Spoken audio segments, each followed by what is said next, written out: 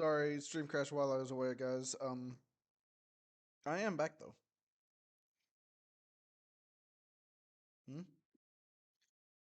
You try. You not gonna go get food? Yoo-hoo! No? Can you go and get it for me then? So I can have a little bit more because I barely put any on my. Come on.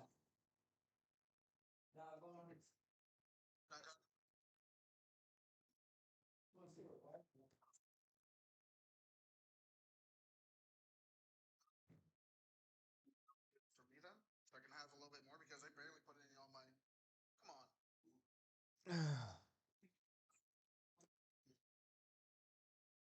You gotta buy it. You need Oryx cells. Or just buy the DLC.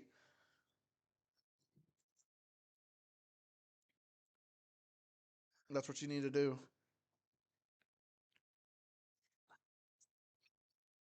Honestly, buying the DLC would be better because you get Ada Wong and the other girl. Then why don't you just sync it with your behavior?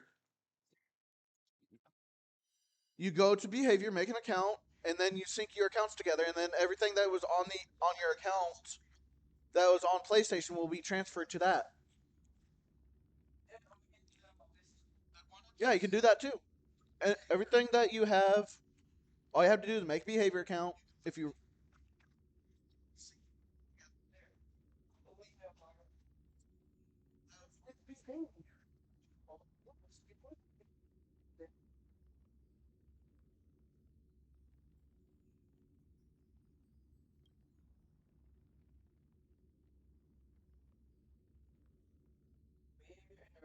yeah, behavior interactive.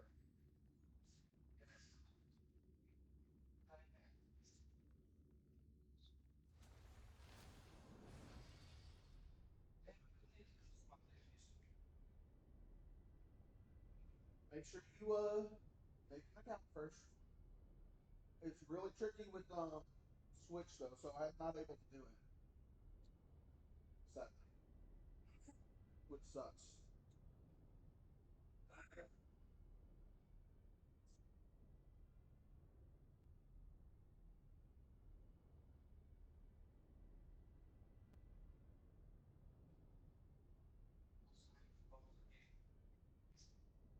Yeah, close your game because you can't be on the game whenever you do it. And also, if you sign up with behavior and you link your account, it'll give you 4,500 air edition sharks.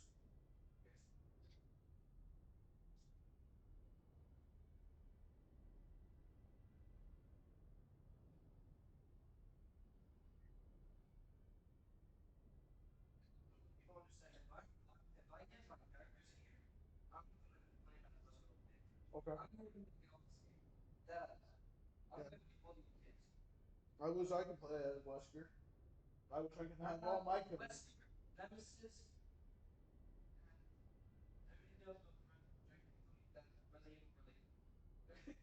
You almost like Dragon Ball. I said that someone said that.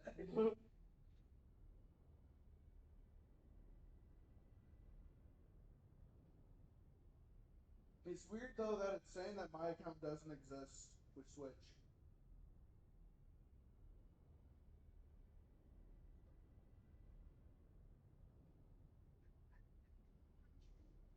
No, we're in here talking.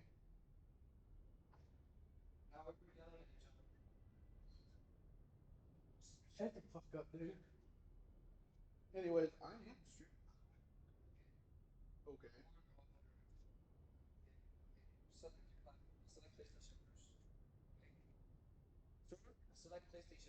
Yeah, if you connect your PlayStation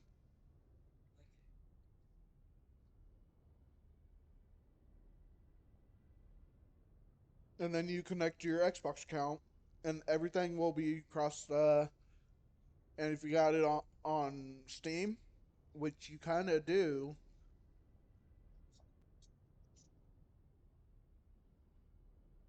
all your blood points, all your skins, everything that you have will be transferred over to that.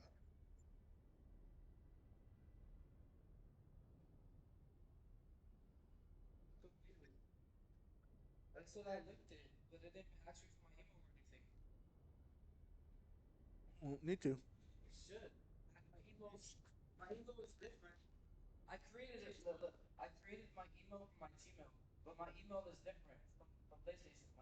It's already connected. Then. You don't need to worry about it. I'll go to your Xbox.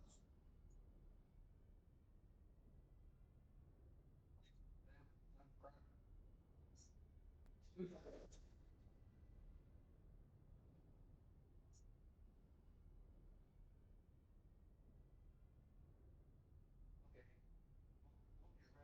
I am right because I did it with my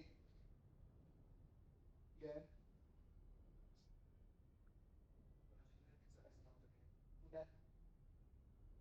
Okay. So don't forget to claim your free 4,500 there. That's your how much? Go ahead and come on to your next month, or you already have purchased pre-existing purchased things. Since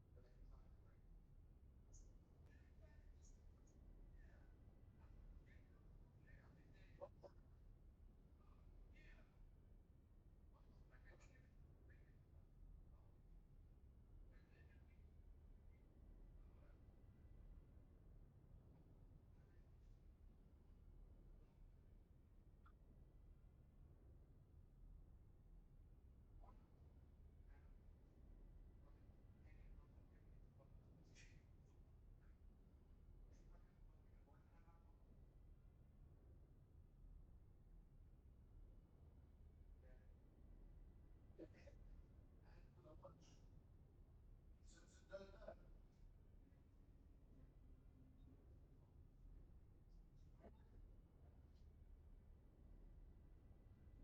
good.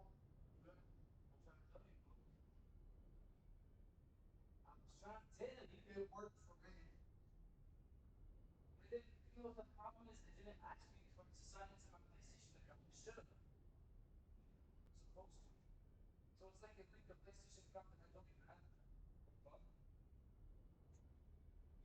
Why don't you click on say log in then?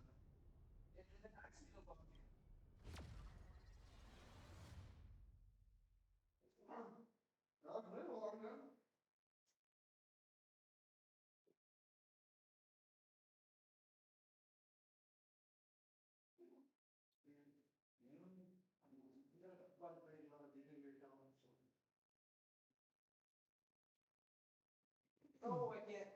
Huh?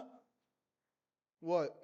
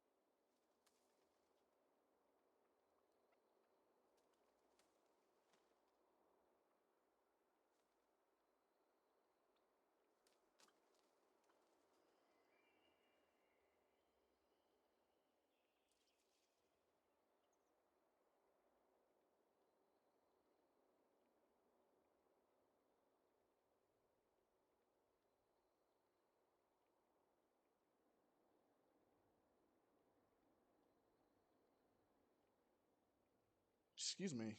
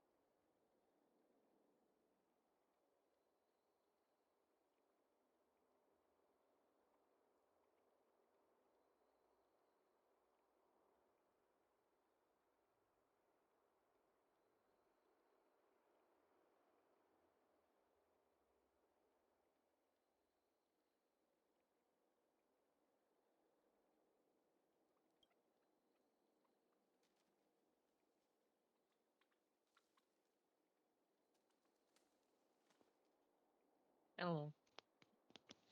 How you doing, honey? I need to get to sleep within the next like 30 minutes. Well, good thing you joined me then. I need. Oh, Well, I might have to sleep out of PC for. huh? You're turning I might into have a to sleep robot. out of PC for. I need to set an alarm and have it actually go off. Okay. I need to sleep and have an alarm that actually goes off. So I might have to spend tonight out of Discord. Oh, okay. It's only going to be like 4.5 hours, maybe 5 hours. If I'm lucky, it'll be like 5 hours if I'm lucky. Okay. Well, have a good night. Go get some sleep. Actually, wait, can I solve this? Did you enjoy your talk with Fox though? Yeah, it was fun. That's good. The talks with Fox are always good. That's good.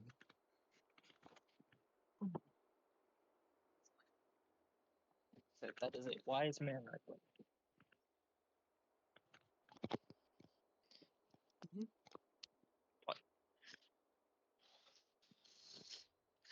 Perhaps the wisest dumbass, the wisest and smartest dumbass out of all of us.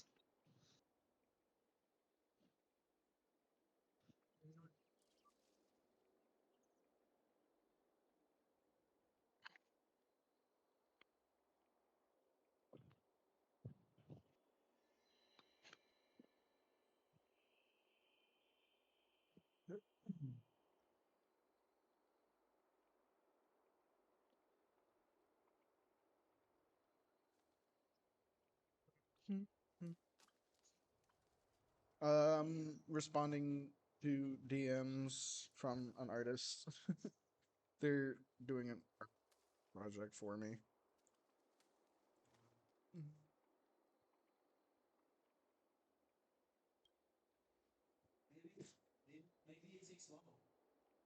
Didn't take long for me.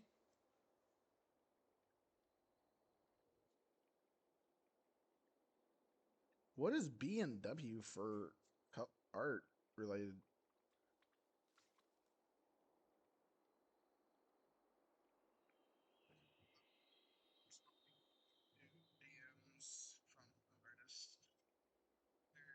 from an artist. They're doing a project for me.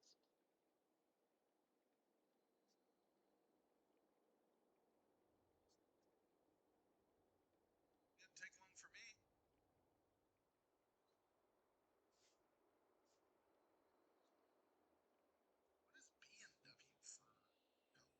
What is B and W for art related?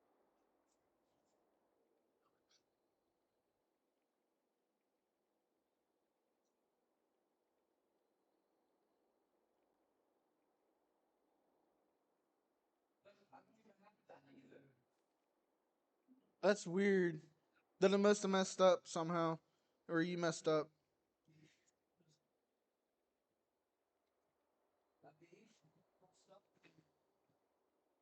I don't know. It's not behavior because it worked for me.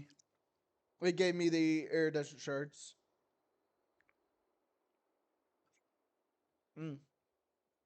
By the way, I got chicken salad and very salty soup.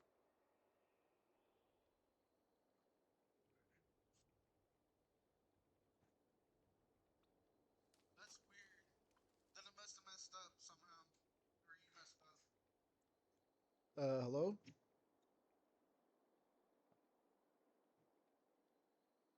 Hello? Seeing if I can solve the alarm while in call thing. Okay. But at least you have food. Yeah, I got food. Say I got free pizza. You got free pizza and not sharing? Damn. Say come here, I'll give you some. But I hate salt. so much. It is too much. I do not like salt on my food. Having high taste buds that can taste absolutely everything. Oh my god.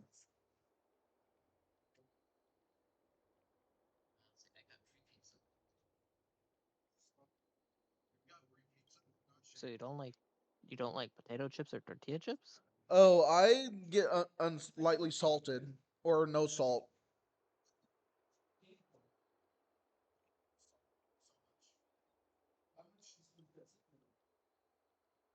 And if there's something overpowering the taste of the salt, then yeah, I can eat it. But too much salt, just no.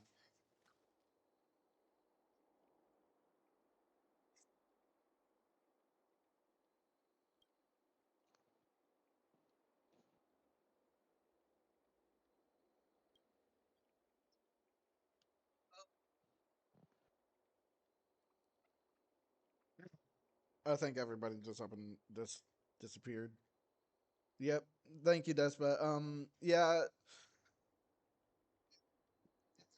yeah. What happened? What happened was I stepped away from my computer and my VPN that I have to use to be able to run my stuff just shat itself and killed everything. That's why, Despa.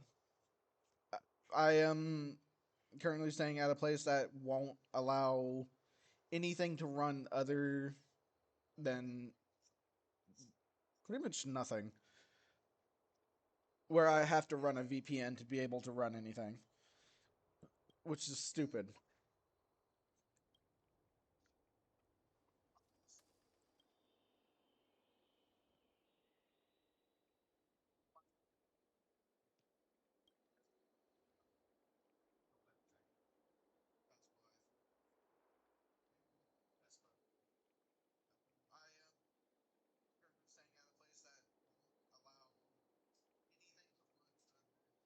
I suck not having you in VC with me, you know. I actually think I might have solved it. Oh? I mean, you could always just get an alarm clock too. I don't like alarm clocks.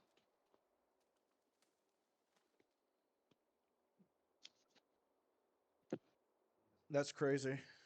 Who had nobody really uses them anymore anyways. I don't think they really make them hardly anymore. No, they still do. It's just um People have them on their built in their phones, so yeah. for some reason I'd say that's whenever I use my alarm clock on my phone, I don't hear it at all. It does not work for me. I mean if you're in call, so I wake up on usually my silence isn't by default. I'm not even in call.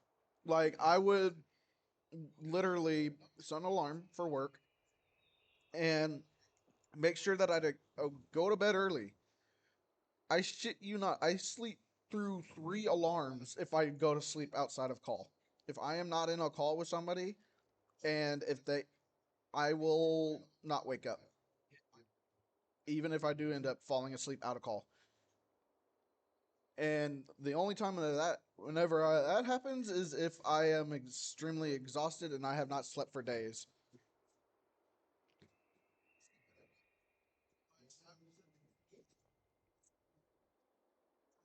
I found the clips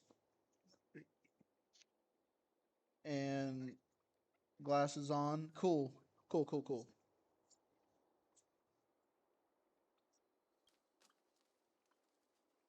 I need a person who will go around doing all my clips for me.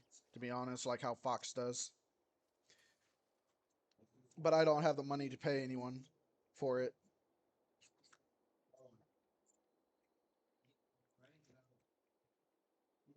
which sucks.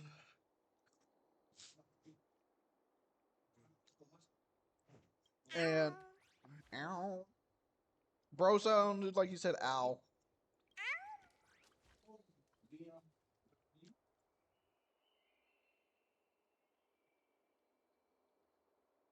Yeah, I know that feeling. I actually put over almost $300 into DBD.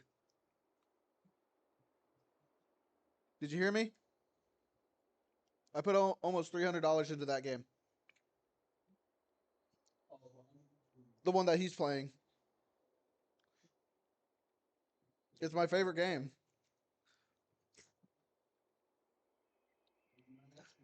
Huh? Damn. Yeah. I mean, there was another game that I put way more money into, but it was a mobile game called Mobile Legends.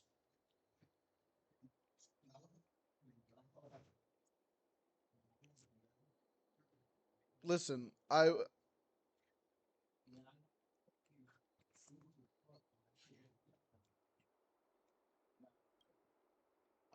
tells you that I'm a hardcore DBD fan. I love Dead by Daylight. I just really enjoy the content. I love playing as the killers. And pretty soon they're going to be releasing the Five Nights at Freddy's characters, and I really want them. I want to play as them.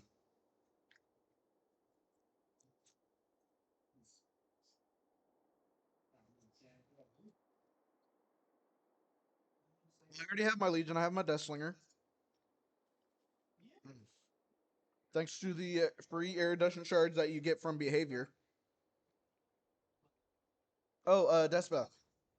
If you make a behavior account and link it with your PlayStation 4 or your PlayStation account and your Steam, everything will be transferred over from your PlayStation to your over to your Steam, especially with Steam over to PlayStation. Why it didn't ask for my PlayStation information? I don't know, man. Maybe whenever Desperate gets it done, maybe you can ask them to walk you through it. Yeah, and also they will give you 4,500 free iridescent shards. Sorry, my bad. Daddy, where you put it in the No, seat up in the cell. you're good. It's not in my way. Be elevated and some circulation. Streaming, and I. Why would I need to have my feet elevated? I would actually. I would like to have a fucking Gaming chair. yeah gaming chair, but I'm yeah, That's what you got. So, and I would like a private room where I can actually do my streaming because this is technically what I do for work. not a genie. Fuck you. I will throw your Xbox controller at your head.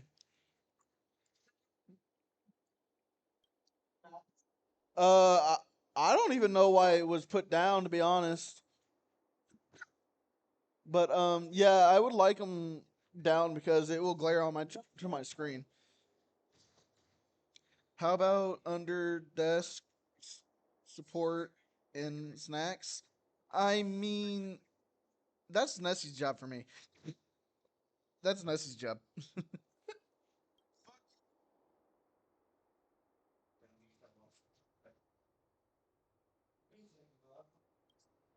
No, it's fine. I know you're trying to fix it. And I'll do the same for her. Oh God, I went small. Hello?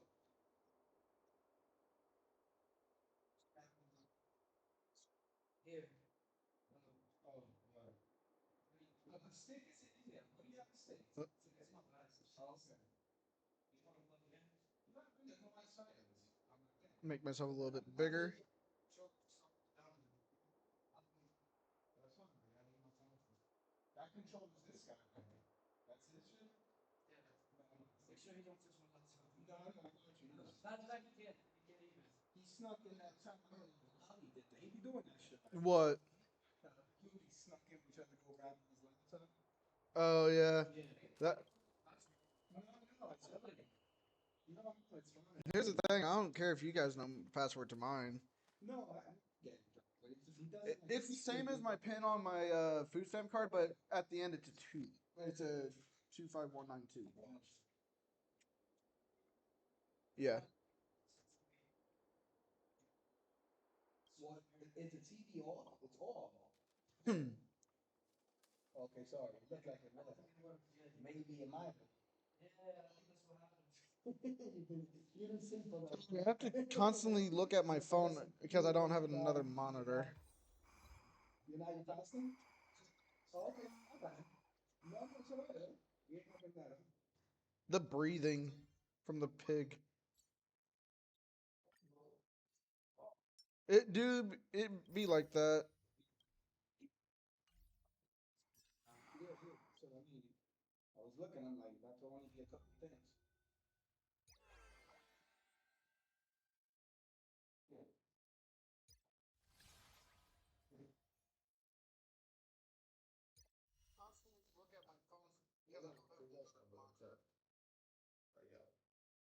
Okay.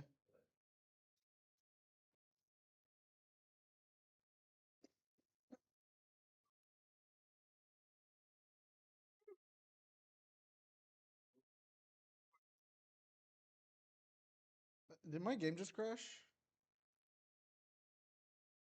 Come on, bro. It fucking crashed. Of fucking course. Why wouldn't it? Uh.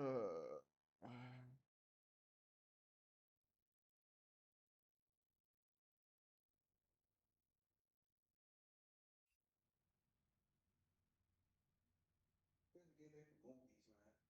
Huh? So today's a good day for like movies in the morning. Oh, it didn't. It didn't crash. Okay. Man,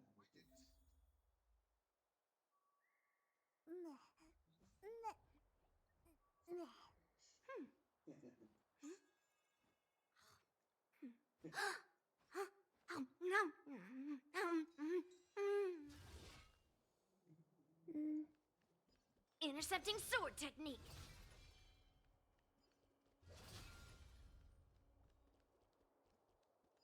Ha! Ha! Old metal, let's go. Ha!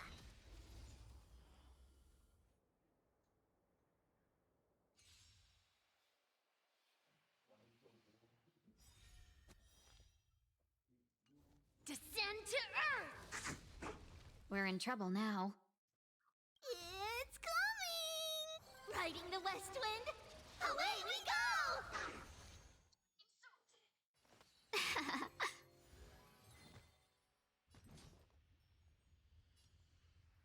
Slash! Melt! Blast off! Lower your weapon, criminal. Cleave through clouds! 1,000 wonders, fight as one! Go, go, go!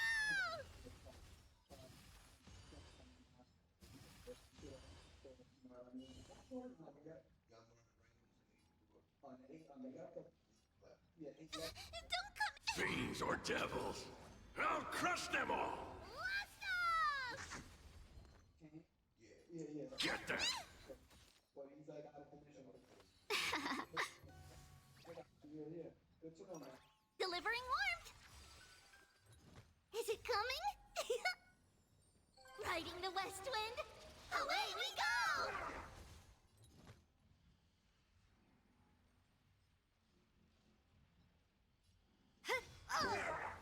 Let's be friends. Melt! Go, go,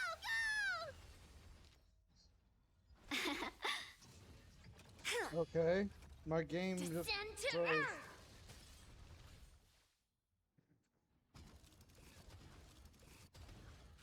Earth! Yes, you!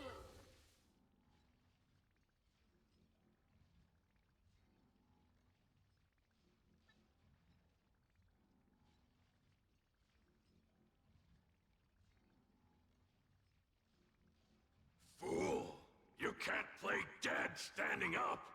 Shh!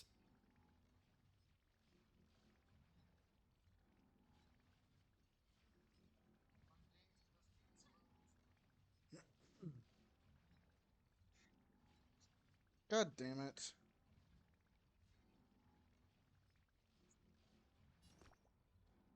Give me strength! Thank you for your help. Strike!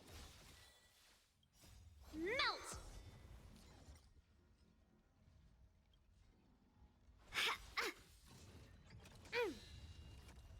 Cleave through clouds!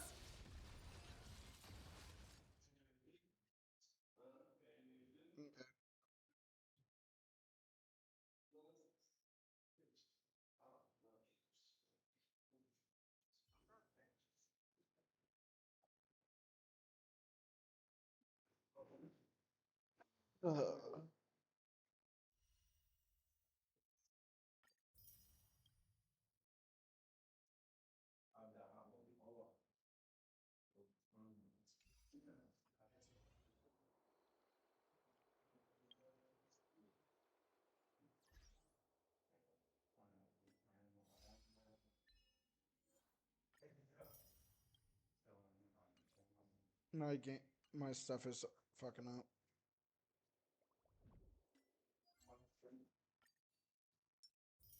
But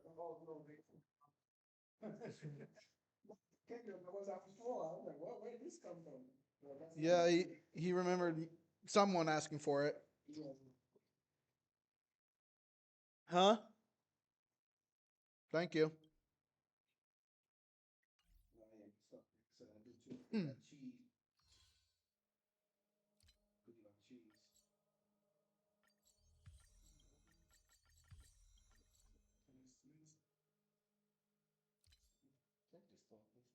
Yeah.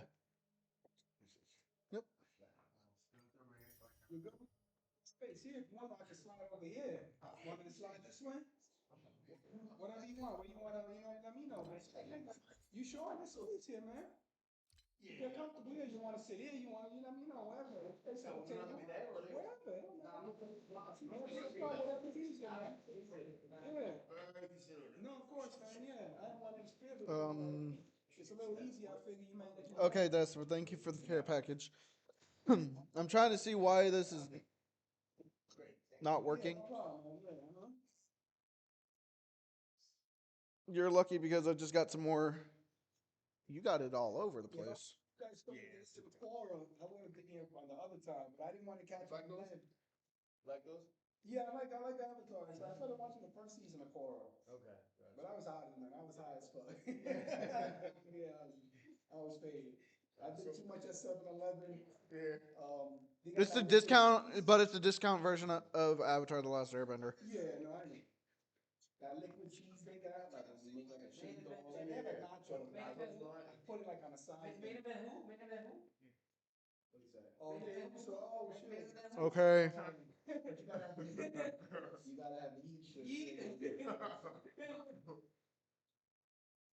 I gotta get that certain. I put like a liquid cheese in like a little whole thing instead of I don't- taquito. It's like a little trick, you know what I mean? But I put too much cheese in that shit. I was Pay for it. You guys are literally interrupting my spinach from the night. thing.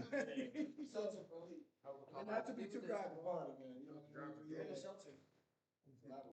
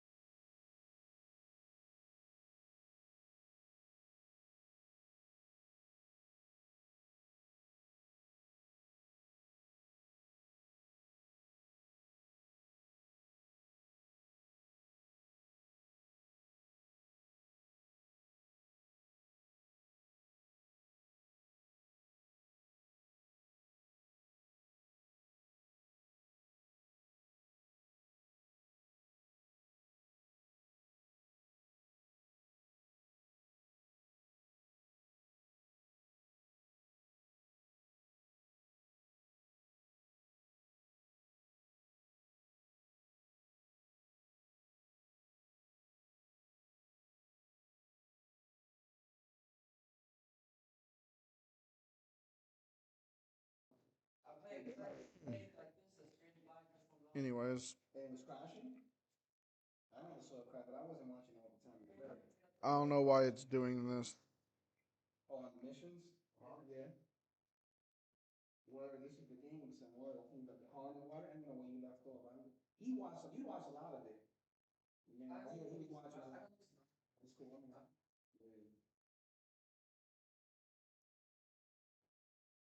He said, if you want to fuck some shit up, I'll start it up.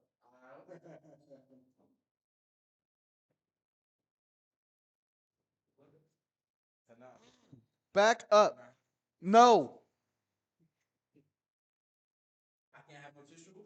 Oh, that's what you wanted? The words couldn't come out. He was going too quick, like you said. He was moving fast. He was fast with it. He was flying. Let him play test it for a little bit. See if it crashes. Play test it for a little bit. I like watching this game. Bully's hilarious, man. The old bully. I never saw this version. This is the first one. First one? Yes. So they made part 2. There's other versions of it? The second one isn't out yet. Man, that's I mean, this is the part of it. I never saw. I don't know. It's a Punisher game. Thank you. Adept. How you doing? Oh. Oh. Thank you for stopping by real quick to. Yeah.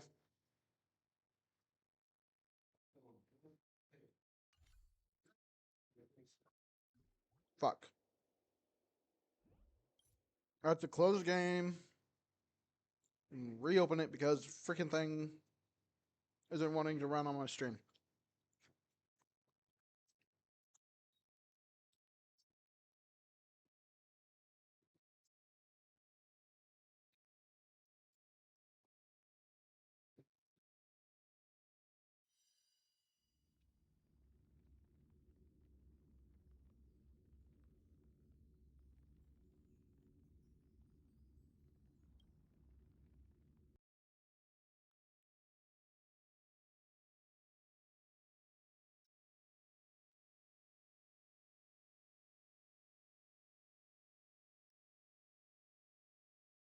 What the fuck is a hoyovers? Doing.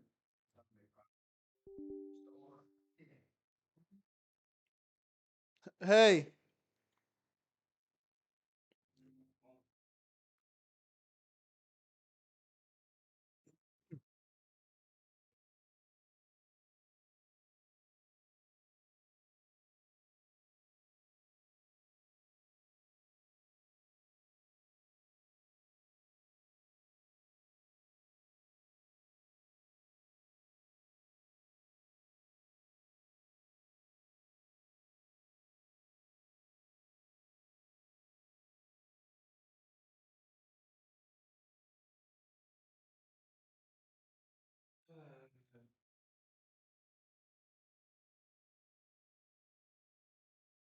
Like I said, I ate the second one. I think I cleared the second one for later. Yeah. Yeah, they didn't give a lot, but it was just like, let me not overdo it again. Bad hungry, so. Oh, you're okay, John. No, I'm just thinking out loud. Again, I overdosed on cheese last night. I'm recuperating from a cheese overdose.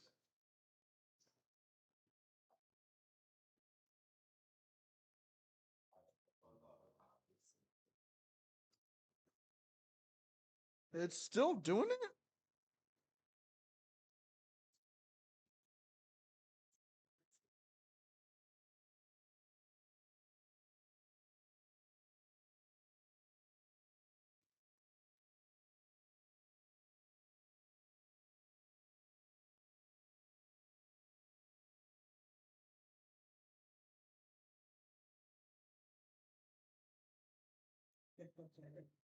Must give her flowers, son. Let's just let the girl flowers. Yeah, it crashed once, but it's running good now. Only handing out your cameras and first assignments to the phone. How you going around Tuesday? Thank you. Please don't. I mean, I have to adjust Let me. I will adjust the setting. It looks like it's on missions. On the missions it dropped, right?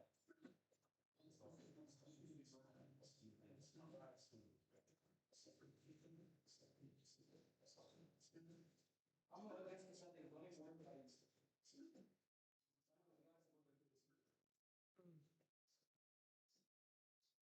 Excuse me.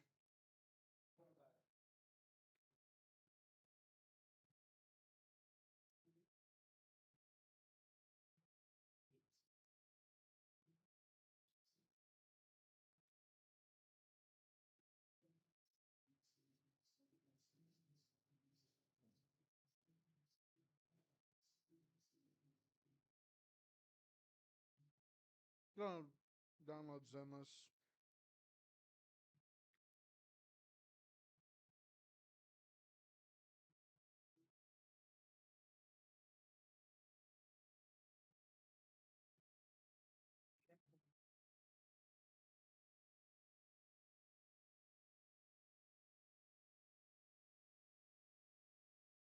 Going back to YouTube until it's done.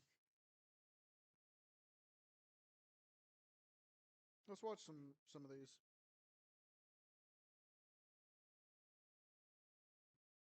Ads are everywhere, but they don't have to be. It's called Pi, and if that sounds familiar to you, it's probably because you've seen. I do not care. I was on my way to deliver an order from the sandwich shop I worked for. It was a quiet night, around 11 or so. I had my music playing in my car, and I was just running through the motions of the delivery. On my way to their neighborhood, I pulled up to a red light. There was nobody else at the intersection, but for some reason, the light stayed red for what felt like an abnormal amount of time. As I sat there and stared at the light, waiting for it to change, a car pulled up beside me. I only glanced over for a second, not wanting to make that awkward eye contact, but their windows were heavily tinted, like definitely more than what was legal, as I couldn't see a single thing through them. Jane Doe. The car itself was black as well, maybe an old Toyota or something.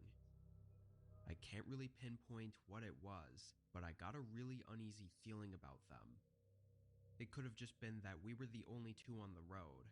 I'm really not sure. Eventually the light turned green, and I started going. I didn't get very far though, before noticing they hadn't moved. They were still parked at the intersection. Once I got further down the road, I shrugged it off, and just thought it was weird, and nothing else. A couple minutes later, I pulled off into the section of housing that the delivery was in. I'd say neighborhood, but it wasn't really a neighborhood. It was just a line of 10 or so houses, leading to a dead end. Something about it seemed really off-putting. Of all the houses on the street, not a single one had a light on. I 100% would have thought these places were abandoned, if not for the fact that the houses themselves looked really nice. They looked like ordinary neighborhood homes, with not a single sign of anything wrong with them. I figured it had to just be a coincidence that every resident down the street had their lights off. Whoever animated this Anyway, did a good job. the address I had was for the second to Their last art's better. house. I pulled up and parked on the curb, getting out with the order and walking up to the door. I was hoping I'd at least see some sort of light coming through the windows of this house, because it was the one I was delivering to. But standing on the porch, I didn't see any light. Reluctantly, I knocked on the door. When I did, the door swung a bit from its hinges, like it wasn't properly shut or locked. Now this was even more odd. Sandwich delivery. Anyone home? It was completely silent. No response, and not even the slightest sound from inside the house. I was gonna leave, but just to be sure I didn't miss anything, I cracked the door open a little further. I could see a hallway and a room.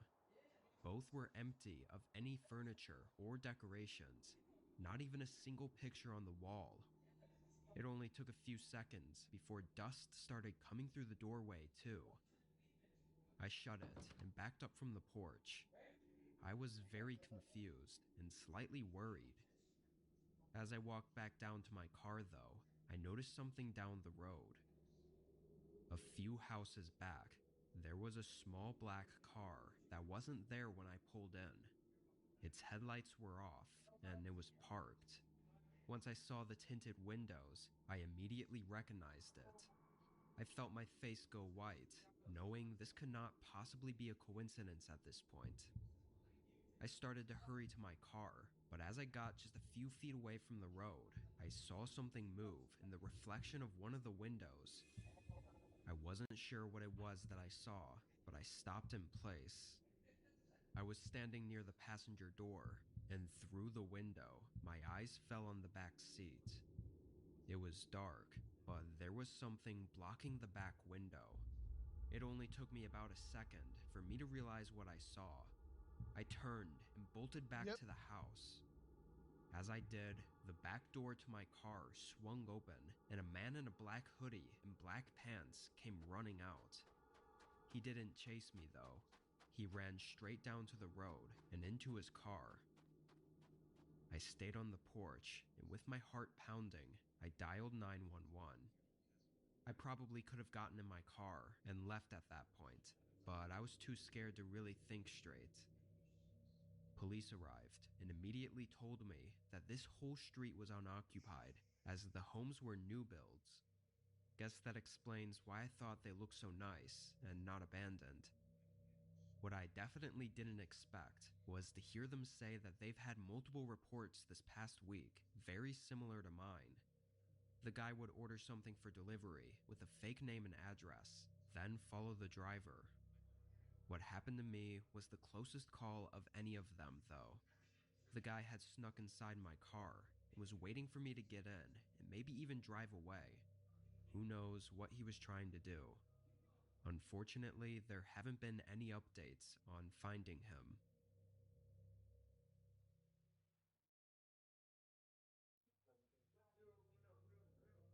I was 20 and worked with my parents at a really small takeout restaurant. We specialized in to-go orders. I was in college at the time and was on a very hectic schedule, but my parents were kind enough to offer me a laid-back position just as a general worker, usually just working the to-go table or cleaning up the place after closing hours. This was during early December, and with finals coming up, I didn't have much time to work during the day, so I was taking up mostly late night shifts where I'd just clean for a few hours, then head home.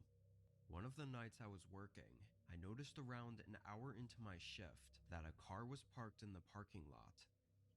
The way our restaurant was laid out, it was a standalone shop with a tiny parking lot in front of it, so there was no crossover between other stores or businesses. I thought whoever parked there probably just didn't think anyone would care, and they were right, because I really didn't care. 20 or so minutes later, they left. However, the next night, around the same time, the car pulled into the parking lot again. The first time it was fine, because I thought it was just a one-time thing, but coming back again was strange. I walked up to the front of the building and looked out. It was an older gray sedan with dark windows. They didn't seem to be trying to hide or anything, because they were facing right at the building and they kept their headlights on. I double-checked that the doors were locked before getting back to cleaning. It was hard not to feel like they were watching me through the giant glass front windows, but just like last time, they left not too long after. I finished up my work and clocked out an hour later. Walking to my car in the parking lot, I felt really uneasy. I knew they had left, but it was just concerning that the same car came by 2 nights in a row for seemingly no reason. I drove home and got some rest. Having a lot of schoolwork to do, I decided to take off the next night, so I didn't return to work until the following night. The whole time I was inside cleaning, I had this anxious feeling that made me constantly look out the windows, expecting that car to come back at any point, but I never saw them pull in. I was inside for nearly 3 hours and finished everything I had to do. And not having seen the car come by this night, I felt like maybe it really was all nothing. I packed my stuff up and headed out, locking the door behind me. As I walked through the parking lot, that anxious and uneasy feeling rushed back to me. It felt like I suddenly got a burst of adrenaline, making me sweat and look in all directions. Then, as I was halfway across and standing out in the open, my eyes spotted a car sitting in the far back of the parking lot, away from all the street lamps that lit up the area. Within seconds, it started moving, quickly driving toward me. I sprinted to my car, but I could hear their tires skidding on the pavement as they sped up right beside me and slammed on the brakes. I stumbled forward, thinking they were about to hit me. I was only a few feet away from my car at this point, and suddenly the doors of their car swung open. I didn't even turn my head to look, having my focus completely on getting into my car. Footsteps rushed behind me just as I opened my car and Yes, got an in. inhaler is pepper spray. Through the windows, I saw 3 men wearing masks and hoodies sprinting up to me. My hands were shaking as I tried to get my car to turn on. The men started banging on the windows and trying to get the doors open, but I barely got it in drive and drove past them. I got out of the parking lot and onto the road, and from there, I was safe. I called 911 and pulled into a well-lit gas station nearby to wait for them. Unfortunately, the outside of our shop didn't have any cameras, so the information the police had to go off of was minimal. I couldn't even see any of the men's faces. After that night, it's no surprise that I never saw the car or the men again.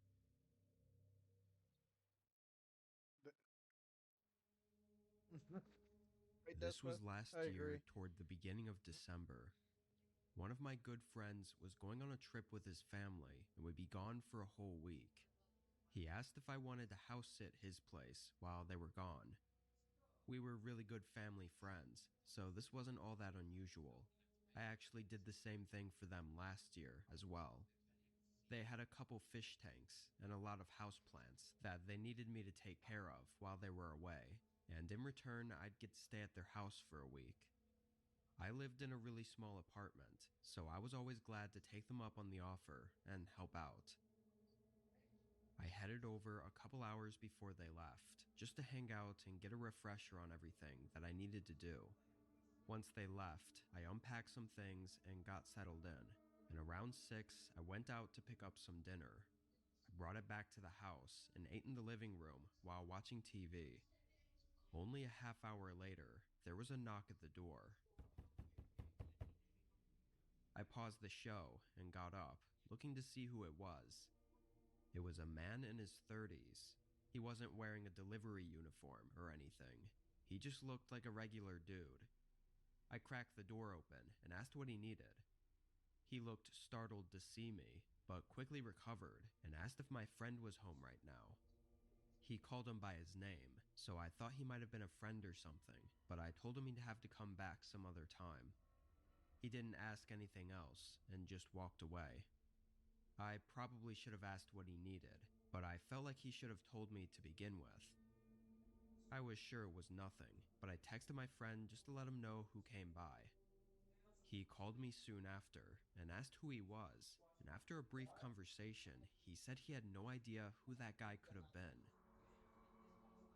I kept an eye out for the rest of the day, but still felt like it was probably nothing serious. I watched TV for a while, then went around the house watering the plants and feeding the fish. Around 9, I started getting the couch set up for bed. I tossed a few blankets down and made a little sleeping area. As I did, there was another knock at the door. I walked over, more confused than anything, but was immediately unnerved to see the same guy outside the door. This time, I didn't open it. "Hey, what do you need? Can you come back a different day?" I yelled through the door. I watched as the man listened and stared at the door like he was thinking, but instead of responding, he just walked away again. I made sure the door was locked before going back to the couch. It was then that I definitely should have called the police, but for some reason I really didn't want to. Especially being at someone else's house, I was worried that this was all just a misunderstanding. Not to mention, the guy hadn't actually done anything yet. I would just have to explain that he came by twice and stood at the door. It kind of sounds silly, honestly. It definitely woke me up though, and I didn't feel comfortable going to bed right away. Yeah. I stayed up on my phone and had the window curtains open so I could see if he walked up again. I probably waited for a good 2 hours before my eyes started getting heavy.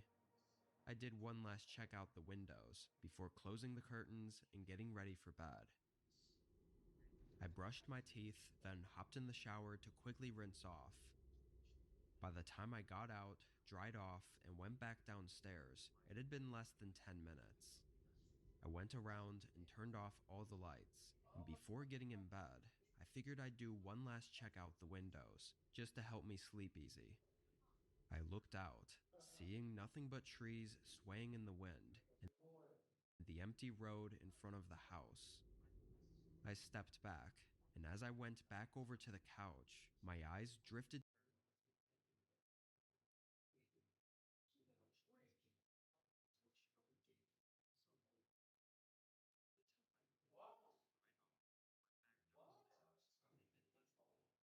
toward the front door, catching something off.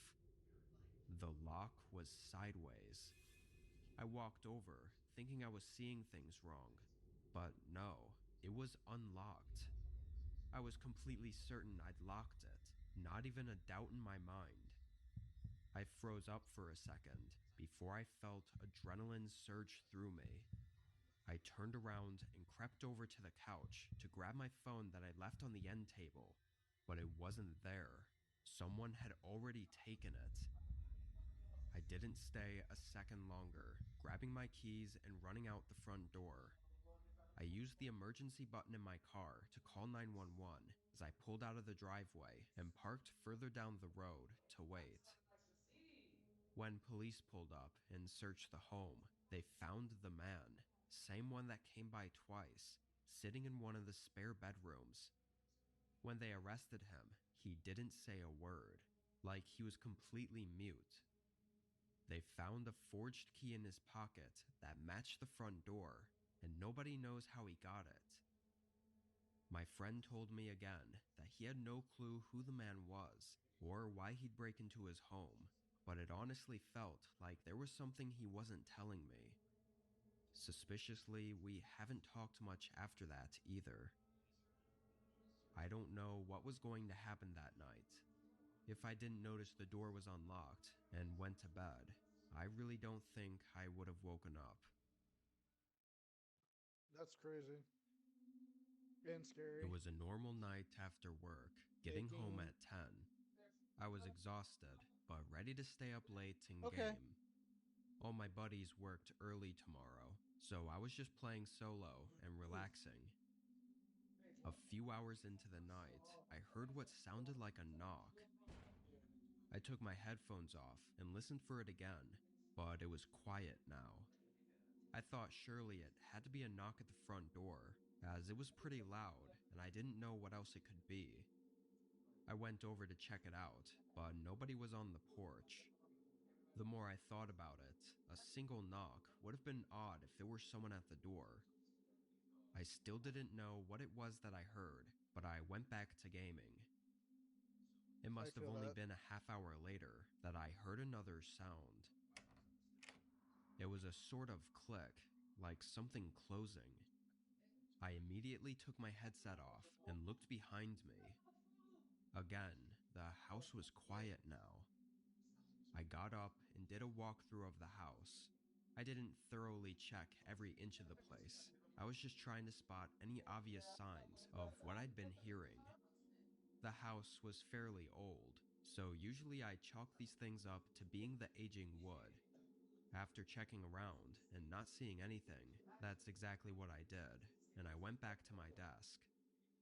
I was still a little hesitant to put my headset back on, but eventually I did anyway. Only a couple minutes later, though, a reflection suddenly moved across my computer screen. Maybe it was a shadow, I don't know, but I jumped up and spun around. This time, it was almost like I knew, without a doubt, that someone was inside my home and had just walked somewhere behind me. My desk was in the living room, so there was a long hallway behind it with 3 separate rooms, and at the end was the front door. I took a few seconds to recollect myself and think about which way the reflection moved across my screen, and realized it had moved from the left side of the hallway to the right side. There was only one door on the right, which was to my bedroom. It felt like in that moment, the silence of the whole house was deafening, making each second pass feel more and more terrifying, knowing almost for sure that someone else was in that room. I decided my best bet was to just run for the front door and hope whoever was in the room didn't jump out at me. After a few seconds, I forced myself to move, running down the hall and through the front door. I heard nothing as I fled the house. I called the cops and waited outside for several long minutes. They went in, and I still couldn't believe it when they pulled a man out the front door. I knew someone had broken in, but actually seeing it was really unsettling. He looked around 55, but was very large. His face was uncanny, with wide, bloodshot eyes and a disheveled beard. Even worse, they found 2 knives on him. It seemed he had no particular reason for choosing me as a victim of whatever he was trying to do, which I guess was supposed to make me feel better, but honestly, it didn't.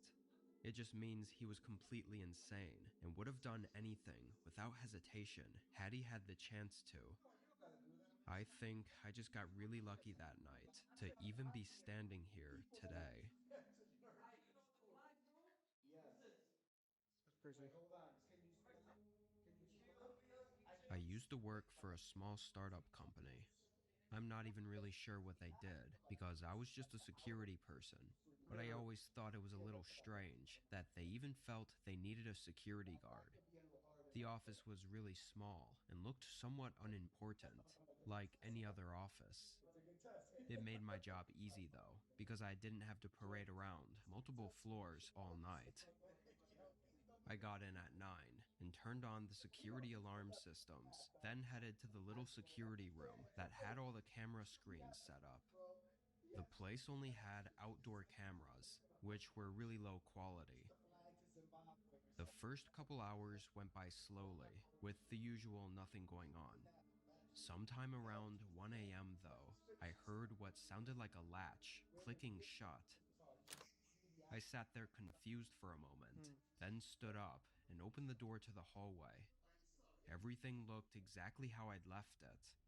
There were only 3 doors down the hallway, and each one was closed. I walked over to each door, opening them, and briefly looking around. The rooms were layered with a bunch of office desks, but from what I could see, it was all normal. By now, it had been long enough for me to start wondering if the sound I heard was actually what I thought it was. Maybe I just didn't hear it right. After all, the security systems should have triggered an alarm if someone had opened one of the main doors to get inside. So I went back to the room, this time leaving the door open to the hallway, so if I heard it again, it'd be more clear. Then I sat back and continued monitoring the cameras.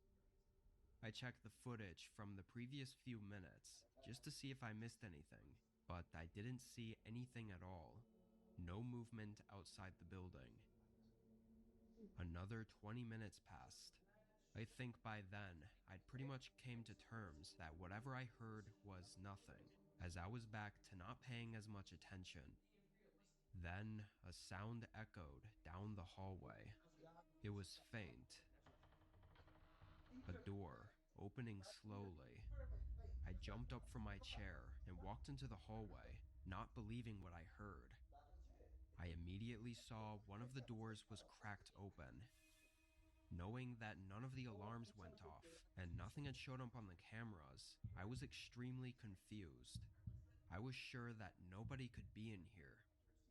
I crept over and opened the door a little further, revealing the dark office room.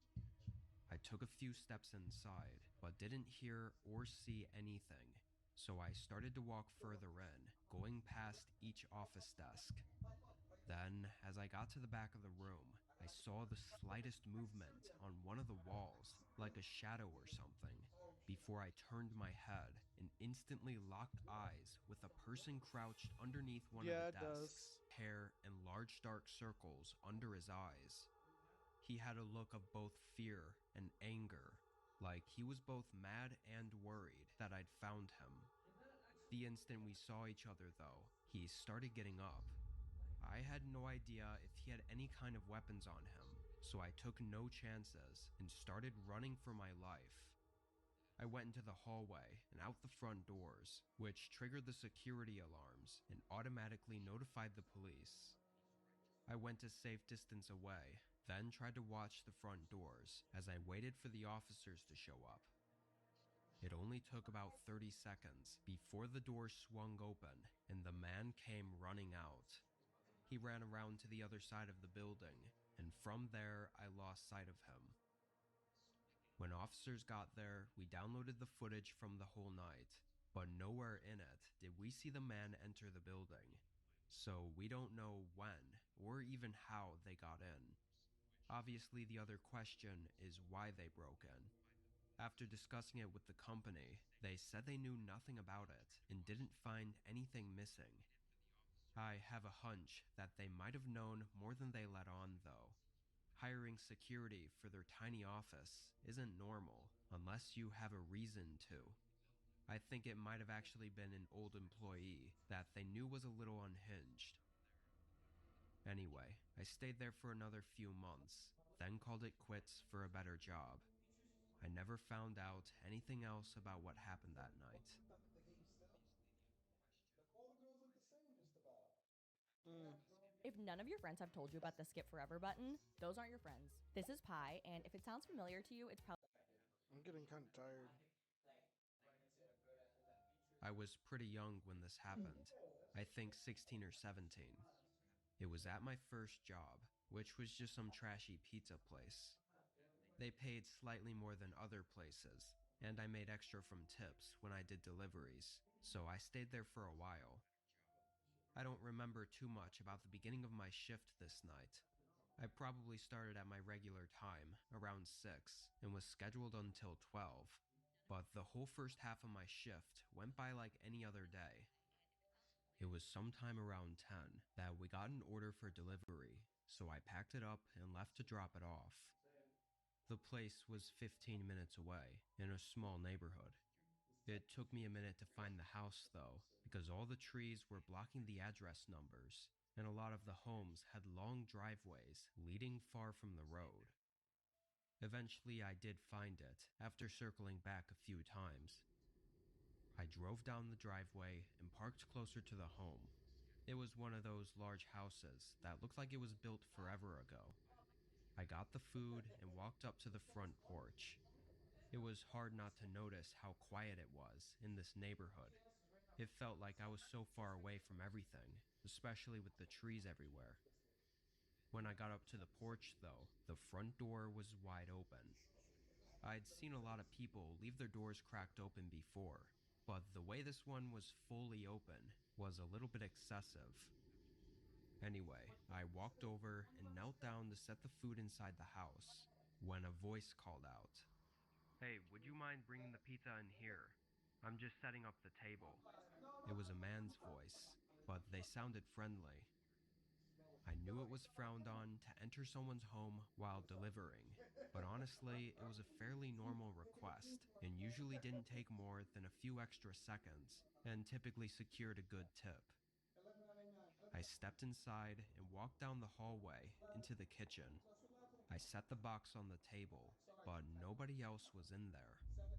I'd just heard his voice only moments ago, and I never heard him walk anywhere else. I also noticed the house was extremely quiet, like no other sounds at all. I felt a shiver run through me, and as I decided to leave, his voice called out again. "Can you bring it in here, please?" His voice came from the other hallway connecting to the kitchen. There was a single door that was open, but whatever room was behind it was dark. There was no light on. It also sounded like his voice came from right behind the doorway, like he was standing just out of sight. After a few seconds, I turned around and fast walked back out the front door.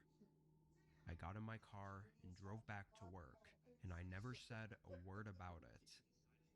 I thought I'd either get made fun of for being scared or for being stupid, so I just kept it to myself. Thinking back on it now, though, there was definitely something up with that guy. Nothing about that encounter was normal. I'm just glad that at least I was smart enough to leave when I did, because there's really no saying what would have happened if I went into that room with him.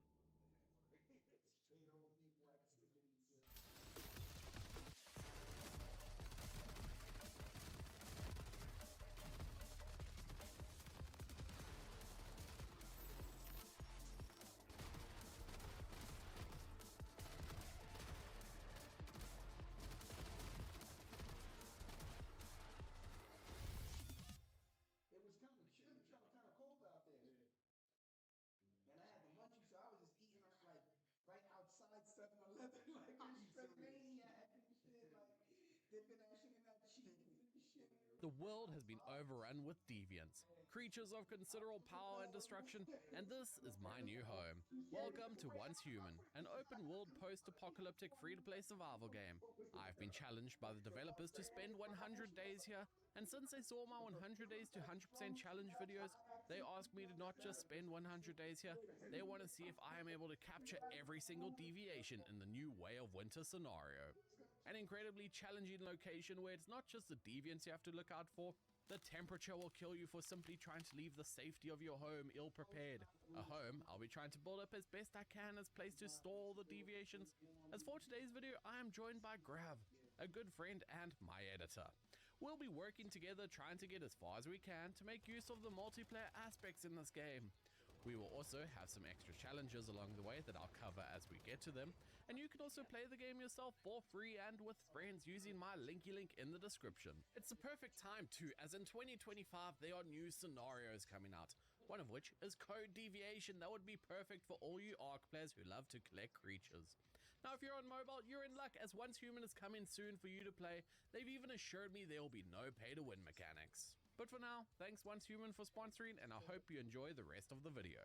Well, this adventure started as I ripped a weird shard out my stomach and burst from a weird containment unit. There was a conveniently placed med pack for me to jab straight into my arm, putting me back up to strength, and there was a memo left on the desk which had today's door code on it. I must be in a Rosetta research facility, as I could tell from the corpse on the floor and writing on the walls. But I didn't want to hang around in case they accused me of causing that corpse, so I threw the pin code into the door, unlocking what were the thickest doors I'd ever seen. And on the other side was another corpse, so I stole their key card and a memo talking about something called the Cradle, which was found near subject A073. I figured out I was actually that subject, and through the door was a floating backpack which gave me some really weird flashbacks or flash forwards of me wearing it. Eventually ending with it on my back and a strange purple crow floating here. Chromina, is that you? Unfortunately not. This was V, and he explained I was a metahuman and offered to help show me the way out, so I guess I was going to follow him. And after walking through the glowy space portal, which seemed like it belonged to the TVA, I found a machete in the weapons crate, so at least I had something to defend myself with. Good timing too, as right outside was my first deviant enemy, a weird spotlight-headed dude, someone I put down fairly easily. V told me that deviants are created when humans get infected with stardust. Well, whatever they are, they're going to be left to turn into sawdust as I slice through another one and his friend.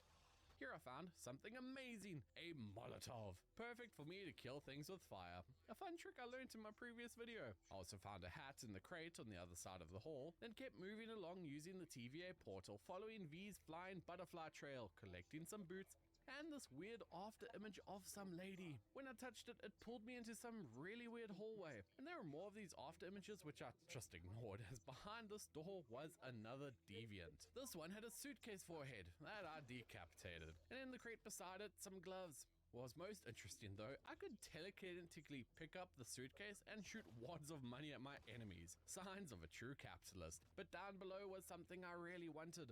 A butterfly's emissary and my first deviation. So I had to capture it.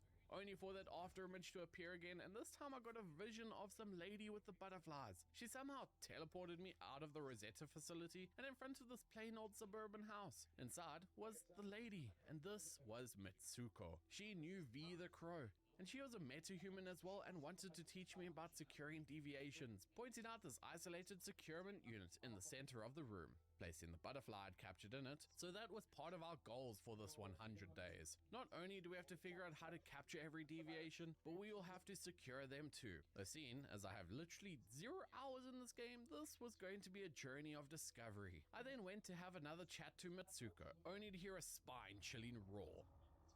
I grabbed my butterfly from the containment unit and then stole all Mitsuko's supplies she left in the chests around her house. Then made my way outside, and this is where I had to learn how to survival craft things. Being the professional I am, I began to beat into the flora and fauna with my rock, gathering logs, water and gravel. Using all this, I set up a campsite which can act as a mobile respawn point of sorts, as well as a basic crafting station. So using some wood, I made my first ranged weapon, a rustic crossbow. And there are dozens of weapons and armor in this game, like, it's actually really cool. So later on, I'll have to figure out how to build up my best kit for survival. So with crossbow in hand, I ran back to the house where I could see a fight was coming.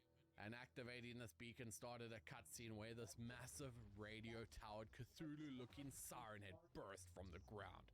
This was going to be a fight.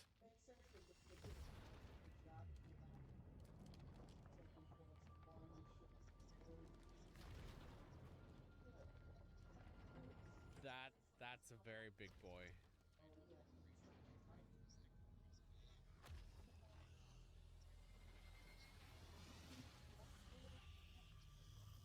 So I began to fire arrow after arrow till finally the monstrosity was defeated.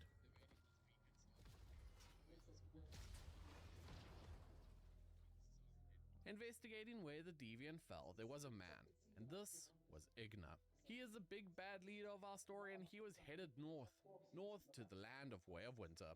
The brand new scenario from Once Human, so things were about to get a whole lot chillier, as of course I decided to follow him and hunt him down. Teleporting into the north only to have it miscalculate and spawn me in the sky.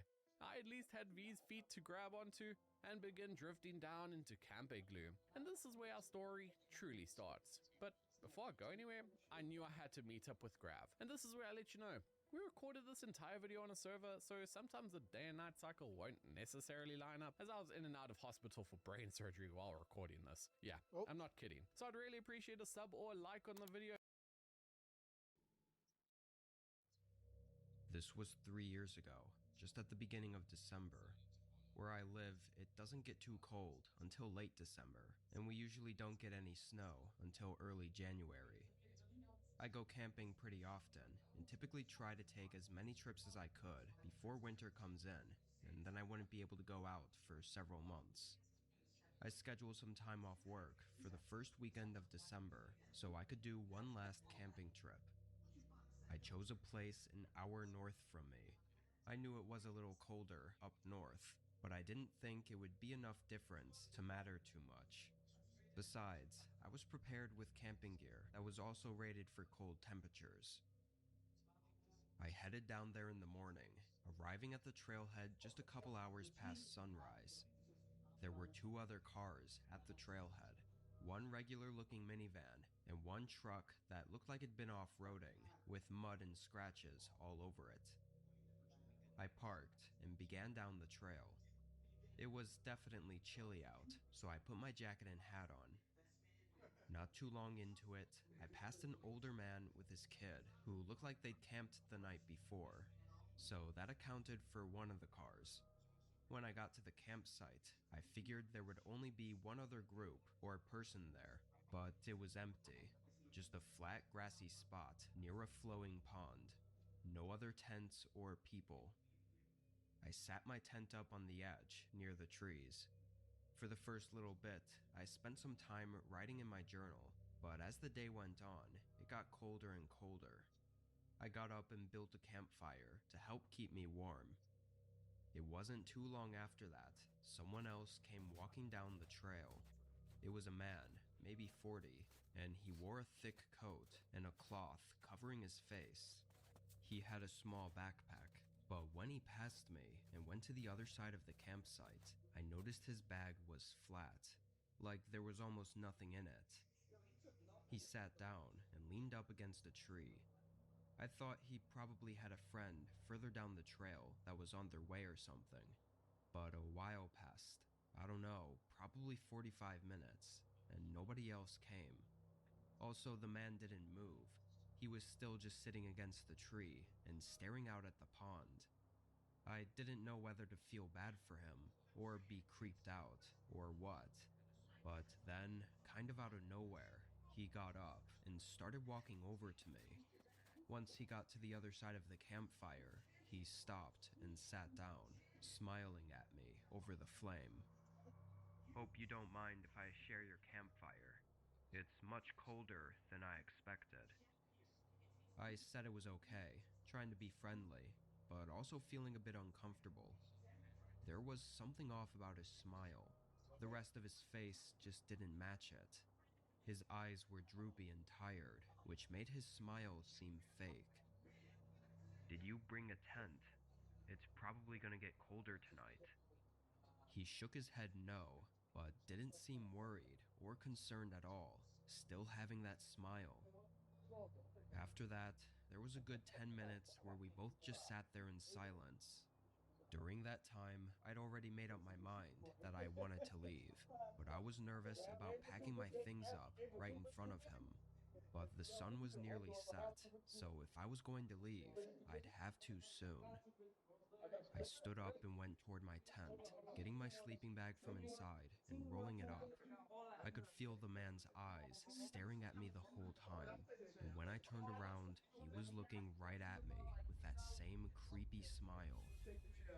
He stood up, holding his gaze on me, then walked back to the tree he was by earlier. However, he didn't stop. He continued walking past it and into the woods, disappearing from my sight not too far in. I stood still for a minute, listening for his footsteps, but the forest was quiet. I didn't know what the hell was going on, but I was sure he'd be coming back any minute. I hurried to get the rest of my things packed, and within 2 minutes, I was heading back down the trail.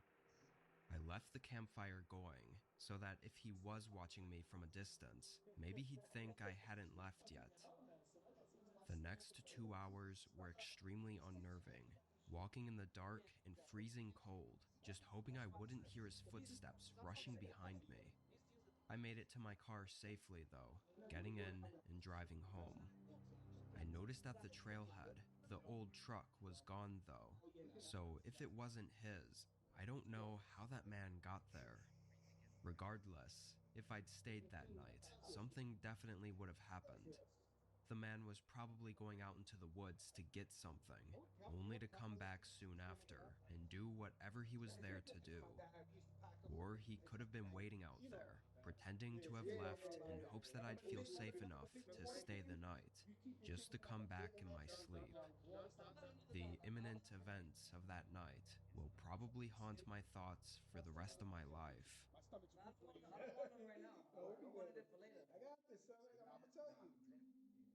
This was in 2016. I used to live in a remote town with a pretty close community. The whole landscape around the area was flat, dense forest, so basically the only thing to do was go for hikes or go camping. Otherwise, you'd have to drive an hour over to the next, slightly larger town. Me and my friend Matt would go camping a lot, and this time he said one of his other friends recommended a place that we could go, so that's where we went. It was only a 15-minute drive from the outskirts of our town. There was no parking though. We just pulled over on the side of the road. The trail was also very faint and thin, and not something that looked used very often. We walked down, and after an hour, we made it to the camp. Supposedly, there was a nice view of a lake, but his friend must have been messing with us, because it definitely was not a lake or a nice view. It was more of a swamp, like a dark green overgrown pond. It looked like it could have been nice a couple years ago, maybe. After laughing it off, though, Matt pointed out a tent on the other side of the water. It was way too far to see anything specific, but it was just a lone tent sitting among the trees. Then my eyes drifted along the edge of the water, further down from the tent. There was a person watching us. They were standing along the pond, directly across from where we were. I did a quick friendly wave, trying to not make it awkward. We both assumed they were the ones staying in the tent. Anyway, we pitched our tents on a hill, away from the water, and carried on with our day. We played a couple games and had some long talks.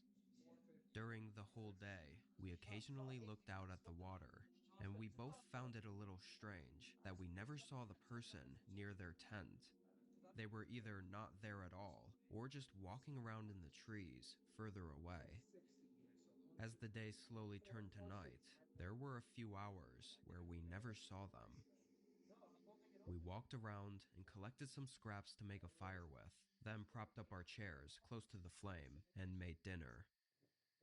We were just chatting and having some laughs when Matt suddenly jumped up from his chair. His eyes were locked on something right behind me. I stood up and looked. Standing in the dark, there was the outline of someone standing only 20 feet away. They had long and disheveled black hair and were wearing dark clothing. The shadows covered them too much to tell if it was a man or woman, or if they were holding anything. Why is everybody putting up with ads like it's 2010? Like, it's 2025, guys. Just use Pi. This Chrome extension takes 5 seconds to set up, and it blocks ads on any website you visit. It makes the ads just, like, disappear. It's that simple. No more interruptions. But it gets even better. With Pi, you can actually get paid to see ads that you choose to watch. So instead of sitting through annoying ones, you're in control and earn rewards. It even has a visual mode that lets you watch the ads disappear. Like, how satisfying is that? And before you ask, no, they don't sell your data. I know it sounds too good to be true, but trust me, it's totally legit.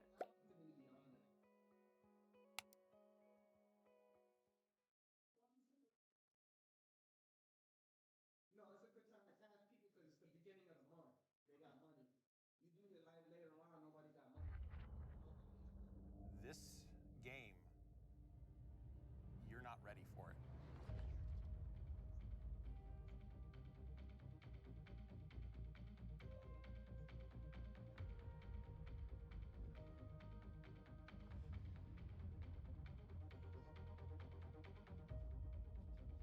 You're in the middle of this beautiful sci-fi environment,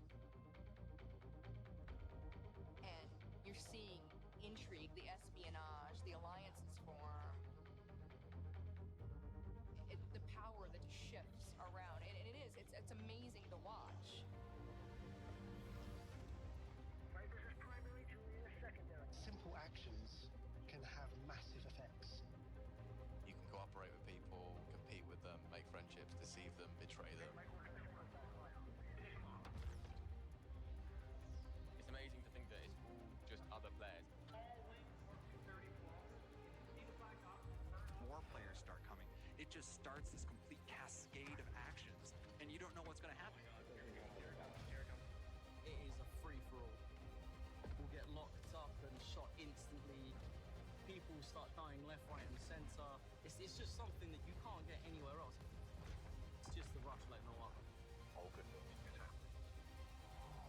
Everybody's on this journey and writing their own stories, and that is probably the simplest way I can describe it.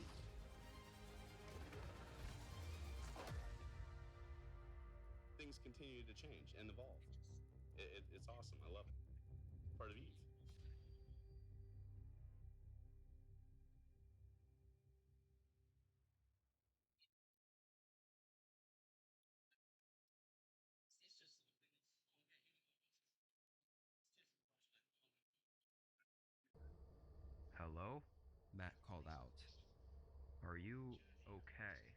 I followed up with. They stayed there for a moment, then hurried away. I looked back at Matt, and although both of us were freaked out, we both nervously smiled, like, what the hell was that about? Honestly, this was so long ago, I don't even remember what excuse or theory we came up with for why they were there. We assumed it was the person we saw across the water, but that's all I remember. Whatever we came up with, though, it was enough for us to continue the night without being too spooked. Somehow, we even went to bed, which, looking back on it, I have no idea how. We were just young and overconfident, I guess. But in the middle of the night, I woke up to Matt quickly unzipping my tent and shaking me awake. He was breathing heavily and had a look of fear in his eyes. As I got out, he said he woke up hearing someone outside, and when he opened his tent, he saw that same person standing right by my tent. When they saw him, they ran. He was really freaking out, and I felt like I had to keep a level head as best I could. Our only options were to test our luck walking down the narrow path in the dark, or staying at the camp. We decided to rebuild the fire and stay up all night. We had everything packed up, though, in case we needed to make a run for it. As soon as the sun came over the horizon, we got out of there. That day, after discussing it, we decided to put in a report with our police office, just to maybe warn others about someone out there that was acting unusual. We were surprised to get a call back later that day to have us come in for questioning about something. Turned out, the tent we saw belonged to a missing person that had been gone for over a month. They searched the area, but found nothing else. They showed us pictures of the missing person, and both Matt and I were sure it wasn't the person we saw, which is extremely disturbing. Likely, that person had something to do with the disappearance of the other person, and had Matt not woken up and scared them off, I probably would have been missing too.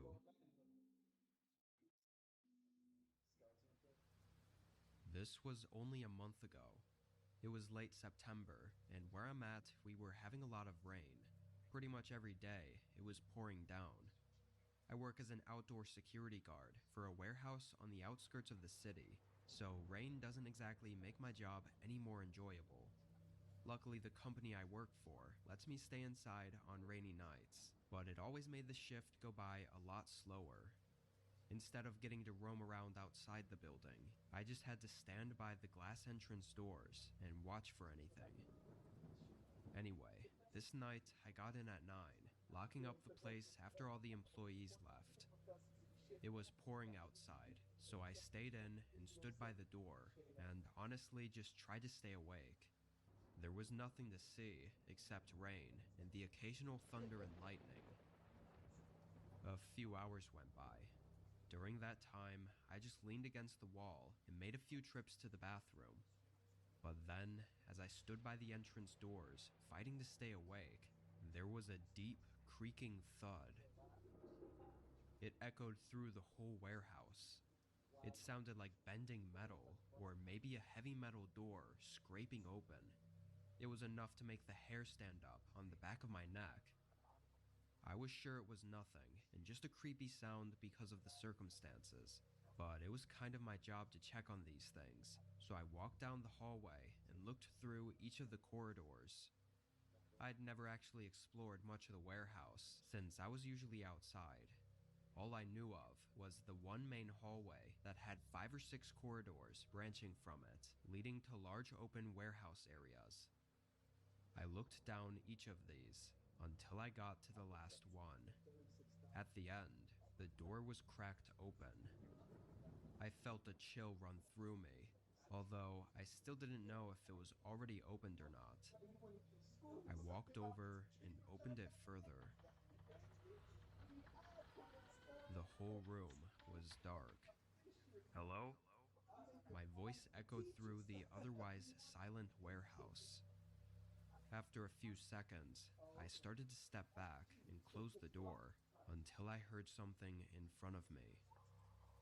It was a voice, It sounded like a man, either mumbling or softly laughing, somewhere in the darkness near the tall shelving units. "Is someone there? What the hell are you doing here?" I called out. "Come here." He said something softly. "What?" "Come here," he said a little louder. Still, I couldn't see anything at all. After a couple more seconds, I said "F this" and closed the door. I used my radio to contact the police and left the building through the front. 5 minutes later, they showed up and walked through the building. They came out alone. Security tapes were reviewed, showing what looked like a 50-year-old man with a dark jacket slipping in through a gap in one of the back garages. From there, he made his way into the warehouse room, where I heard him in. And disturbingly, on the footage, it looked like he was holding some kind of knife. He made his exit soon after I left. We don't know why he broke in, or what exactly he was trying to do by telling me to come into the warehouse. It might sound weak of me, but I quit after that and took up a day job instead.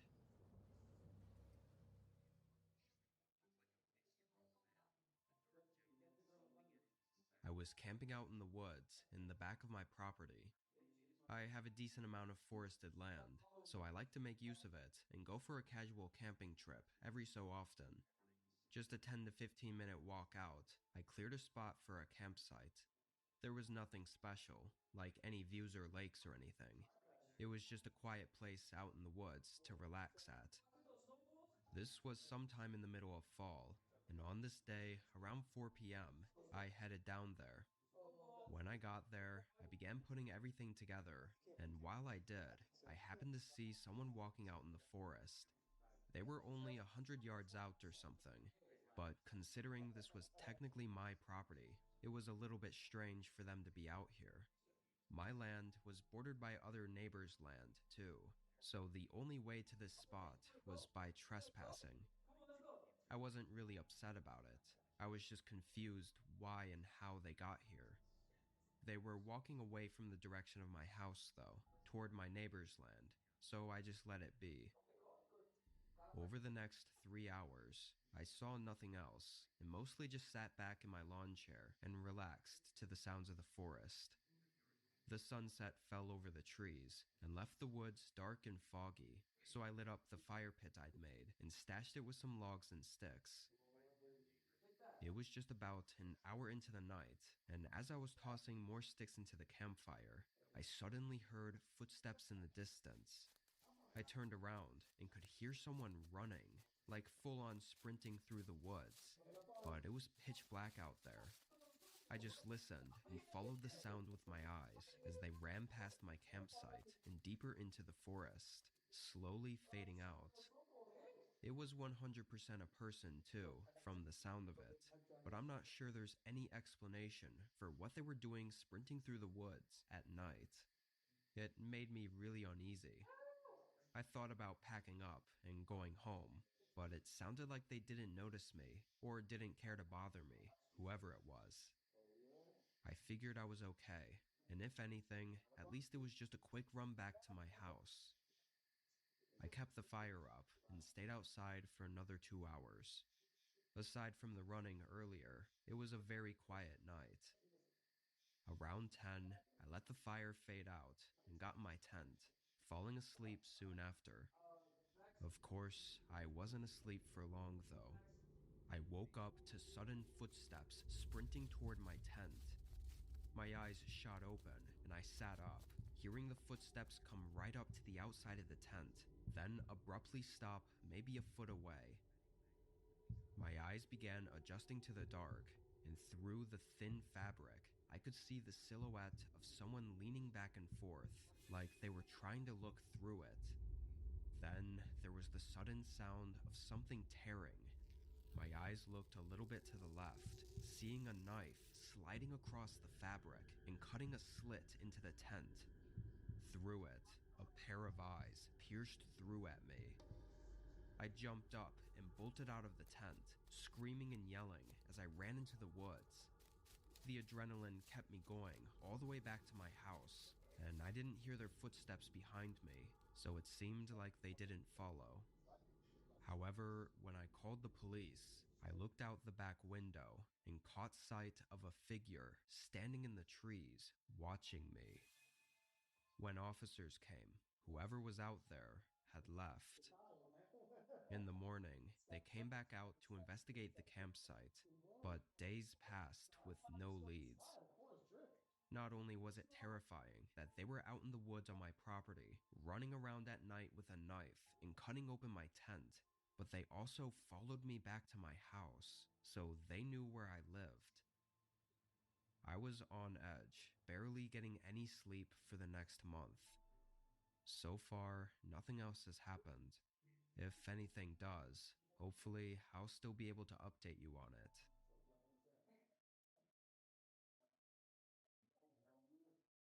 A few years ago, I was driving a few hours away to have Thanksgiving with my parents.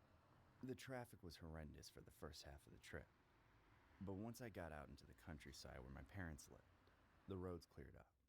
About 30 minutes before I got to their house, I realized I needed to get gas. Just then, I saw a sign telling me about a gas station at the next exit. There was no other sign saying there would be anything else there. That's kind of how it is in the country. When I pulled off the highway, I saw that the place was even more depressingly empty than I expected. Aside from the gas station, which still had old-style pumps, there were a few other buildings that had been abandoned. I pulled up to a pump and saw a sign on it that said, "Cash only, no self-service." So I hopped out and headed into the store, noting that there were 2 cars parked outside. I walked in, figuring I'd see someone at the register and some other person buying stuff, but it was totally empty. The bell above the door echoed through a totally silent, still environment. It smelled dusty and mildewy, with a bit of rusty metal in the air, as well as the wafting odor of someone taking a dump in the bathroom. I waited at the counter for about a minute before I started to get a weird feeling, like I wasn't supposed to be there. I peeked around the aisles and saw nobody. When I called out for someone to help Thank me, you for asking. I didn't get an answer. Finally, I found the bathroom door, tucked away in the back corner. The light was on too. I walked over to it, intending to knock. But then it suddenly swung open, and a man practically jumped out at me. He said there was a spill in there or something, so the bathroom was closed until he cleaned it up. I laughed and said that was okay since I wasn't far from my destination. I clocked him for having just blown up the toilet, as he was sweating and breathing heavily, and the air coming off him was very foul. After I told him I just needed to pay for some gas, we walked over to the counter together. I couldn't tell if he was new to the job or just embarrassed and flustered, as he seemed to struggle to carry out the transaction. When he finally got through it, he told me to have a good day. I reminded him that there was no self-service, so he had to come and pump my gas for me. He got really confused for a second, then kind of sheepishly asked me if I could try figuring it out on my own. I thought for a second, then shrugged and went along with it. I walked back to my car and tried to use the pump, but the thing was so old and weird that I got confused. Nice. I decided to walk back inside and get the attendant to do his job. Unlock a new world of efficiency with Asana. Automate workflows so your team can have less follow-up and more follow-through. Try for free today at asana.com. But when I came through the door again, the man came storming back from the bathroom, screaming at me to get out of the store. He pointed to the door, and that's when I noticed blood on his hands. He realized I saw it too. We stared at each other for a few seconds, both of us unsure what to do. Then suddenly, he ran at me. I shoved him back, then bolted out the door. I ran back to my car as the man chased me, barely getting inside and managing to lock the door before he could get in. I frantically searched for my keys as the man tried to break through the window, frantically starting my truck and speeding out of the station. I tried to get back on the road as quickly as possible, but before I knew it, the man had gotten into his van and was still chasing after me. I floored it to get on the main highway, but he caught up to me on the ramp and rammed into the back of my truck. He was trying to run me off the road. On the highway, he got into the lane next to me and started creeping up on my left side. I knew he was trying to outmaneuver me, so I hit the brakes hard, causing him to soar past me. Nobody was on the road around us, so I made a highly illegal U-turn over the median and started driving the other direction. I didn't want him following me to my parents' house.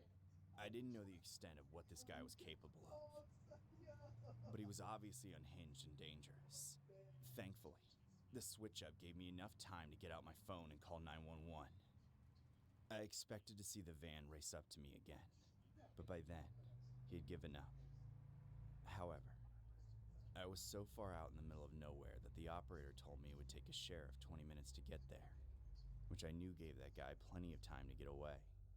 I ended up going to my parents' place, but before we sat down for dinner, I got a call back from the cops. They wanted me to come to their station and make a statement.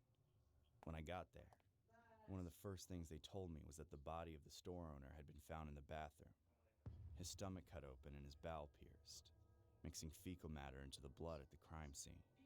The sheriff was an older man, probably had 30 years on the job. By the look on his face, I could tell he'd never seen anything like it. I couldn't believe it either.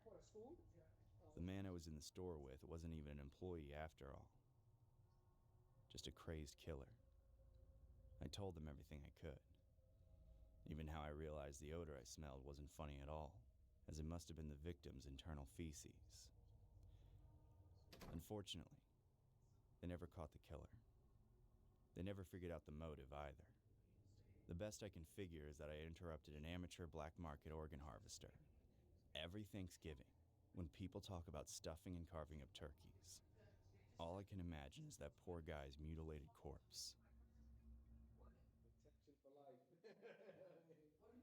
When I was 17, Halo Reach came out. My twin brother and I had played through all the Halo campaigns together, so of course we had to get the newest one. Unfortunately, our mom wouldn't buy it for us when it came out, so we had to wait for the Black Friday sale at Walmart. We saved up some cash from mowing the next-door neighbor's lawn. A new family had just moved in a few weeks prior, and even though they apparently had a son I had never seen, he wouldn't do it, and the father was too busy at work all the time. On Black Friday, we drove over to Walmart and fought through the ridiculous crowds to get to where they had games. Before we got there, my brother somehow got into a conversation with a girl from our high school. They talked for at least 5 minutes, making me irritated with him for spending so much time and energy trying to get with her. Our stated mission was to get in, buy Halo Reach, then get out and go home to play the whole campaign in one sitting, not bragging about doing yard work and asking for phone numbers. I kept trying to pull my brother away, but we got annoyed with each other. I was getting impatient, but I was also stepping on his game. He eventually handed me his share of the cash and told me to just go get the game myself and meet me back at the same spot. I couldn't stand listening to my brother talk about shared algebra teachers and house parties, so I went my own way. I weaved through the people and took a copy of the Halo Reach case off the shelf, then got in line at the electronics register to pay and actually get the disc. Right after I got in line, I noticed somebody get in line behind me.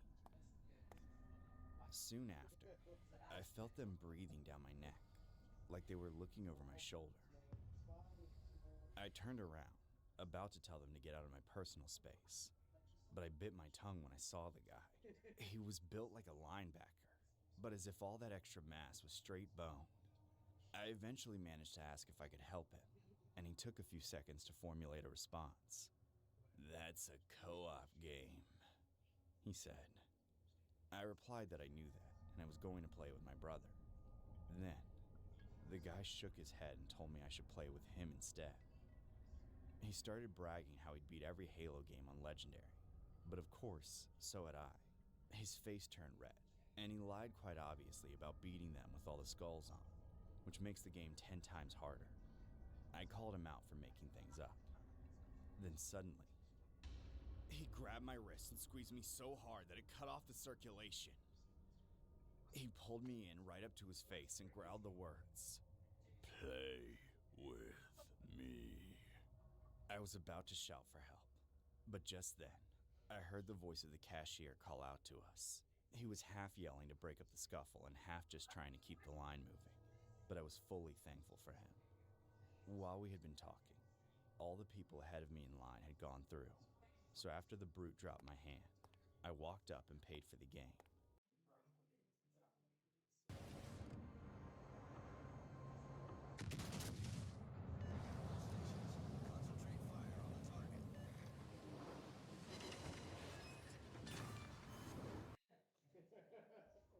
During the entire transaction, I felt him breathing down my neck again.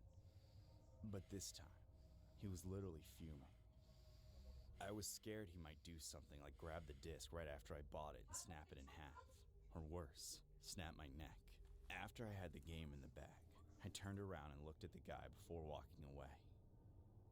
That's when I noticed there was nothing in his hands. It hit me that he was never waiting in line to buy anything. He was only there to talk to me the entire time. I took a step back and he took a step forward. I started to turn and walk away, but he was already following me. I panicked and burst out into a full sprint. I bumped into several people and got sworn at for yelling a bunch, but I managed to get away around a few corners. Then I found my brother. He was still talking to the girl, but when he saw my face, his mood changed. I told him we needed to go, and thankfully, he had finally gotten her number, so I was able to get him away from her. In the car, I told him about what happened, but he didn't quite get the extent of it. He didn't give me a hard time, though. I guess he was on cloud 9 from the combo of getting a girl's number and being minutes away from playing a new Halo game. As soon as we got home, we booted it up and started making our way through the campaign. Night fell about halfway through, so I got up in between missions to close the blinds so nobody could see in. I looked across the gap to the new next-door neighbor's house, seeing that there was a light on in a window. And under that light was that same brutish creep that grabbed me at Walmart. My heart sank. That was the neighbor's kid? The whole time I thought he was an adult. Even through the window, I could see the rage in his face watching my brother and I play together. I snapped the blinds closed and went back to the game, trying to forget about him. Unfortunately, for the next year and a half, I was tormented by that freak. He never did anything, but he watched me from his house like a hawk, day and night. I asked my mom about him, and she said after talking with the mother, she learned her son had been banned from his previous school district for severe anger management problems, forcing them to move to a different county and enroll him in a specialized school to help him with it. I guess it was working, because I could see in his eyes the brutal violence he was barely holding back. I went shopping at Target with my friend Stephanie the day before Thanksgiving. The plan wasn't to buy much of anything, but to pick out what we wanted to grab when we came back on Black Friday. That way, we also could see the difference in prices between the 2 days and find out if the Black Friday deals were actually any good. I wanted to go to the electronics department and do some research on a new camera for myself and a new TV for Steph, since she was planning on moving into my spare bedroom and didn't have a TV of her own. I was browsing the cameras, holding one of the display models, when a Target employee walked up to me asking if I needed any help. He was a bit creepy looking, and he was already looking at my boobs a lot. But he was the only employee in the electronics department, and I was getting confused by the different aspects of the cameras, so I let him help. I told him I was looking to get into photography as a hobby, so I didn't want to spend a lot of money. He asked me if I was planning on taking more pictures or videos, and I answered that I would probably do a little of both. That's when a very concerning smile spread across his face, and I immediately got a bad feeling about him. He said I would probably want a nice microphone and a ring light for my filming setup too. I told him I wasn't going to do anything like that, and I wanted a camera strictly for taking photos of things.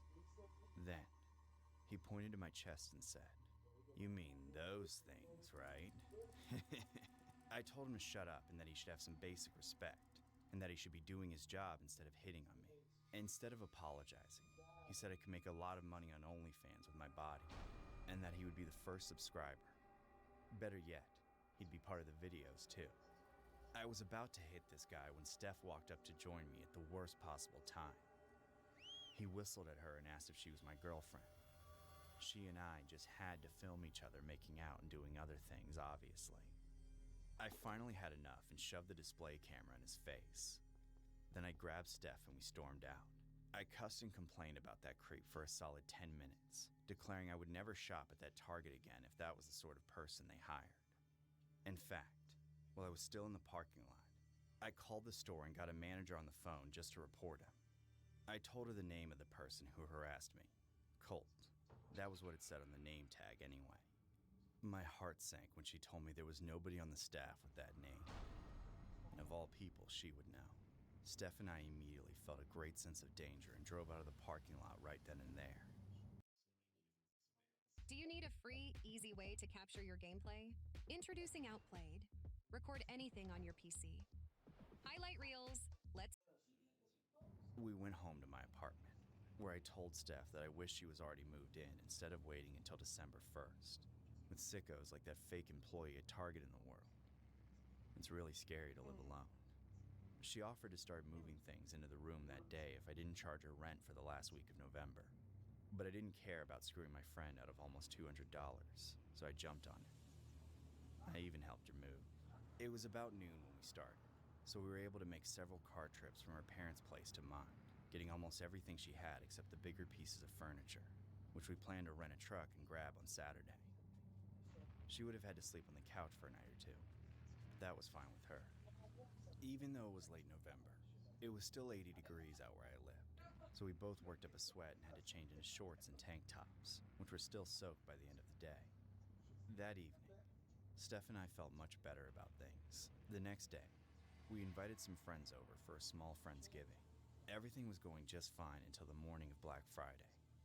Steph and I got ready to go shopping, but when we opened the door, there was a camera sitting on my welcome mat. I knew exactly what camera it was.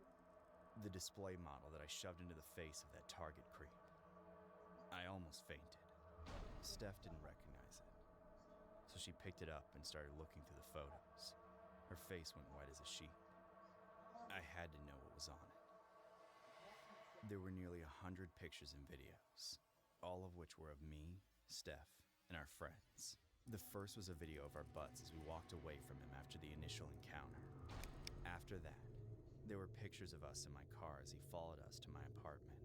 Then, he photographed us as we carried heavy objects inside, wearing light clothing and sweating profusely. He even peeped through the window at our Friendsgiving. Unfortunately, he got several partially exposed shots of me in the bathroom, too. The last picture taken was just a piece of paper with writing on it saying, "I told you so." That led me to assume he downloaded the pictures off the camera and uploaded them to the internet. Maybe selling them to some pervert friends of his. I felt sick to my stomach.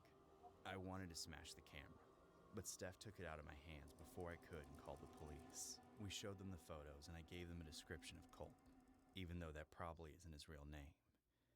I asked if we could access the security footage at Target, but they made a bunch of excuses basically amounting to it wasn't serious enough. Apparently being stalked by a potentially dangerous predator and voyeur for 2 days doesn't warrant a woman any help from the police. Thankfully, nothing else happened after that. I guess the creep got what he wanted. I've never stopped thinking about it, though. That's creepy.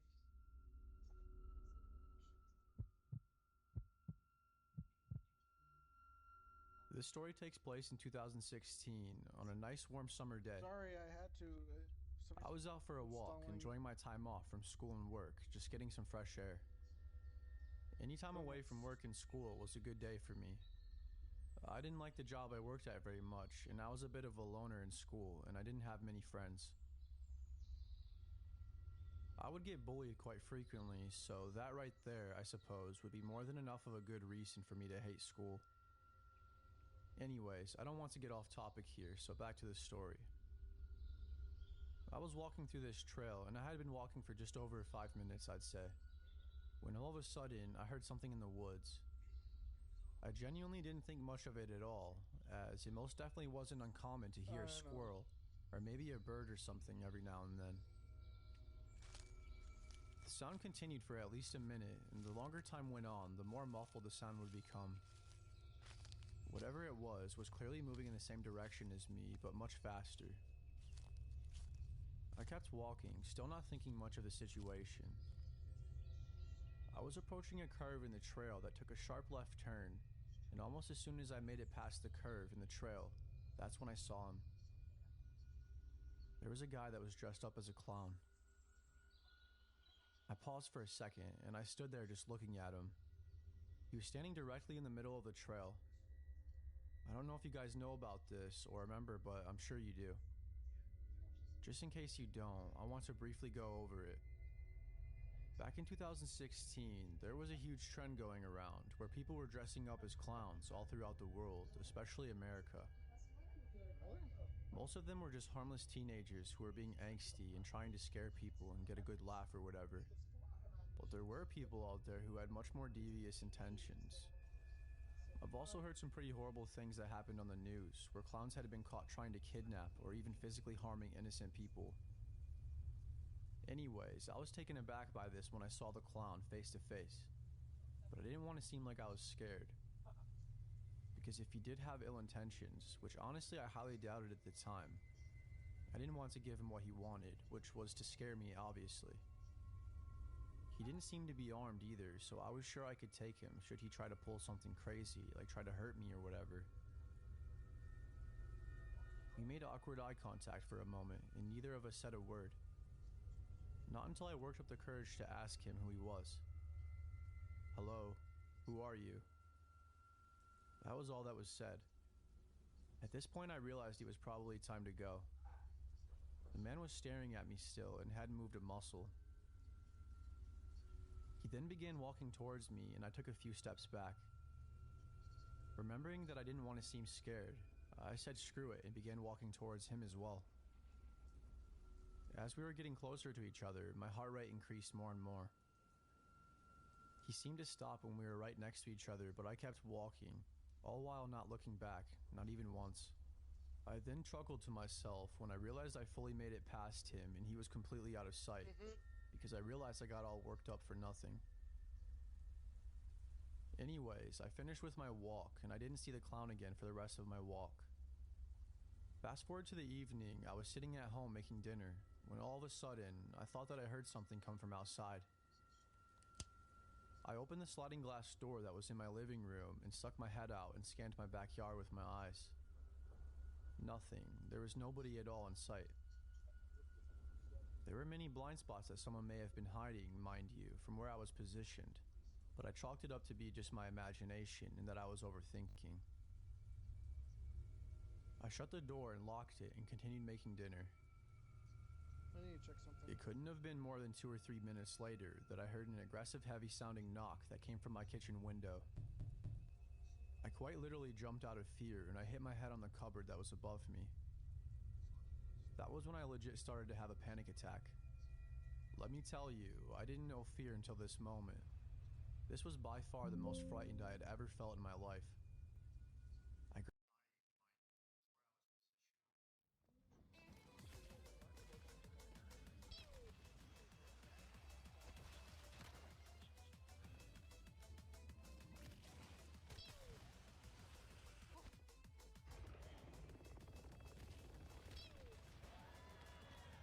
I'm sorry for any background sound.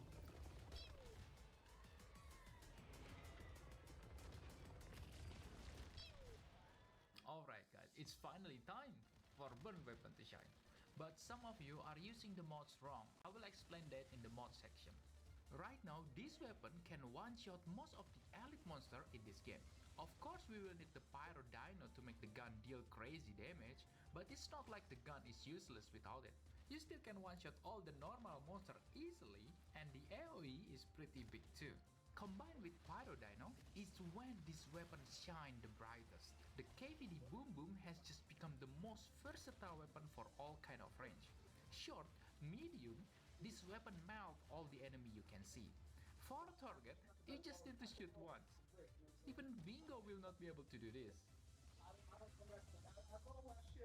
Not to mention that most of the gear that I use are all just 1 star. If your armor... I grabbed the knife that was sitting next to me on the counter, and I tried to look out the window, but it was too dark for me to see anything at all. I rushed to my back patio light and I turned it on immediately. The second I turned on the light, and before I was about to open the sliding glass door, I saw him. It was the same clown from earlier. He was standing right there on my back patio, only a few feet away from me. Looking back, I wish I would have ran out there and stabbed him or something, or at the very least scared him off, but I didn't. It's hard to say what you would do in a certain situation until you're in said situation, trust me. I ran upstairs to my room and I locked myself in the bedroom and proceeded to call the police. The knocking sounds continued and I could hear them all the way from upstairs. I had no idea who it was or why they were harassing me or how they even knew where I lived. But something tells me, even still to this day, that it was someone that knows me, which makes it all the more personal and scary if you ask me. I waited for the police to get there, which felt like an hour. They actually arrived fairly quickly though and made it here in less than 10 minutes, give or take. The knocking continued and it grew louder and louder as time went on. Then I about shit myself when the clown started laughing in this very delirious, insane type of laugh. I literally thought I was just waiting to die.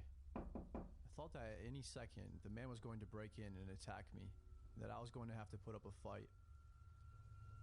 I thought to myself over and over how if he really wanted to, I'm sure he could just break through just about any of my windows in the house and let himself in that way. Finally, I heard police sirens in the distance, and they finally arrived only a handful of seconds after. One of the officers knocked on the door, and I rushed down there immediately to let him in. Of course, looking through the peephole first, to make sure it wasn't the clown. I let him in and I spoke with him while the other officers searched for the clown. I couldn't believe it, but the clown was gone. Out of sight and out of mind, I guess. That's the way I like to look at it, because I haven't had a single incident ever since with any more clowns. Or anyone at all for that matter. Sometimes, even thinking back about this story, I can't believe that this in fact happened to me. You never think something this horrific will happen to you until it does. Things could have ended way differently hadn't the cops shown up so quick. In this case, these cops legit saved my life.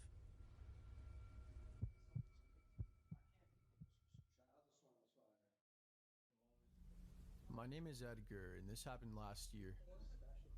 I was walking to a nearby carnival that was going on near my house last summer to meet up with my friends.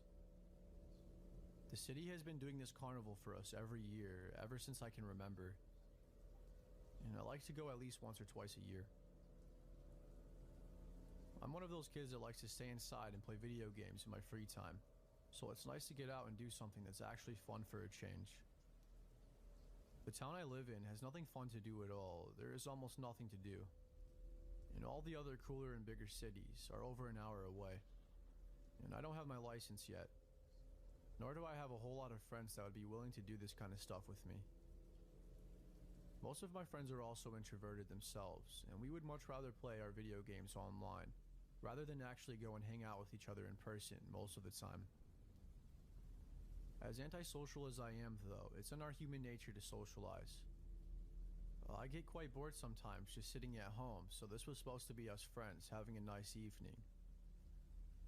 When I got there and I found my friends, Nathan and Oscar, we rode some rides, played some of the carnival games, and even got ourselves some snacks. It was quite fun and we were all having a good time.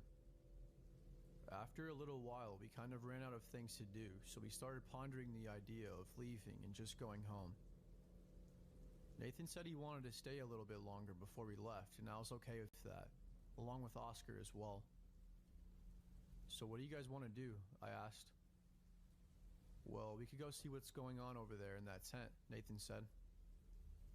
There was a circus tent that we hadn't explored yet, and that was going to be the last thing we did before we took off, I imagined. So we headed over there, and when we got inside, we saw that there were a group of clowns performing on the stage. They were dancing, juggling, and one of them was riding a unicycle. We decided we wanted to get closer to the stage, so we made our way up to the front. After watching them for a little while, we were getting bored and we were about to leave. But just before we were about to leave, the clown that was riding the unicycle slipped and fell. And his red clown nose fell off and landed right next to me. I hurried to pick it up and I put it in my pocket, not thinking too much about it. Why is everyone spiraling over unskippable ads? Just download Pi and you'll never have to see another ad again. This Chrome extension takes 5 seconds to set up and it blocks ads. I figured he had plenty more of those sponge-like noses, so I didn't think twice about taking it. And I really didn't think that the clown would care.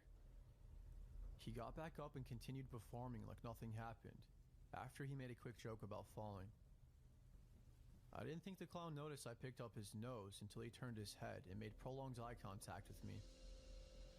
I thought that was weird and it kind of made me uncomfortable, but I figured he was just messing around. I told Nathan and Oscar that I was ready to leave and they agreed. Nathan's mom was already waiting for him in the parking lot and Oscar had to walk a completely different way to get home than I did, so we said our goodbyes and off we went. I took the clown nose out of my pocket and I was playing with it and just looking at it, because I had never seen one in real life before. I thought it was kind of cool that I had it because it was kind of like a souvenir for me to keep. Suddenly, I heard a slight chuckle. I had already been quite a ways from the carnival and all of the people, or so I thought anyways. It really spooked me and jump scared me at first. It wasn't like a normal laugh, it had more of a sinister tone to it. It was extremely creepy.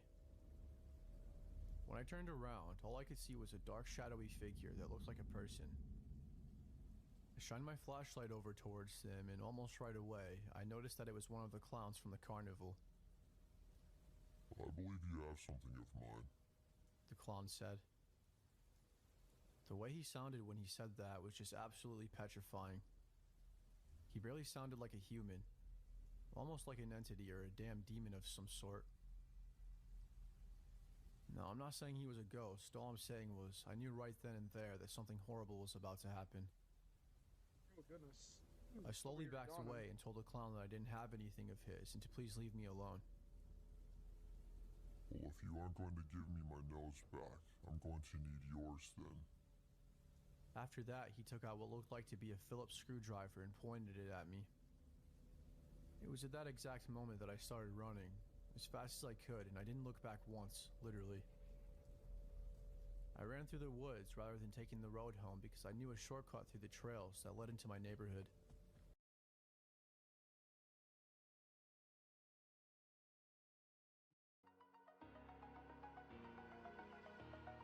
Over the edge, feel like I'm floating through. It's ready to play.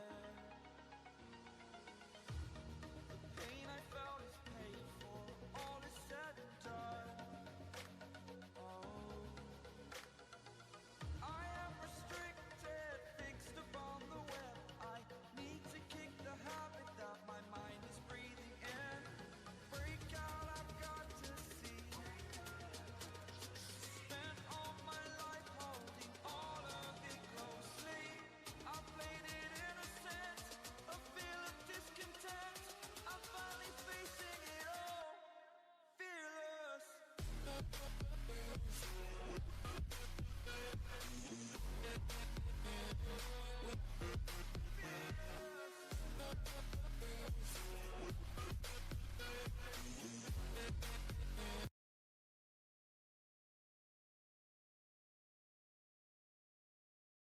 Alright, let's play some Zone Zero. First time playthrough.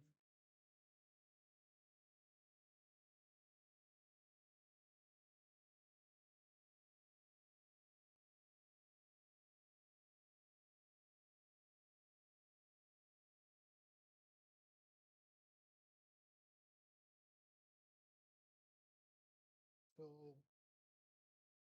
launch.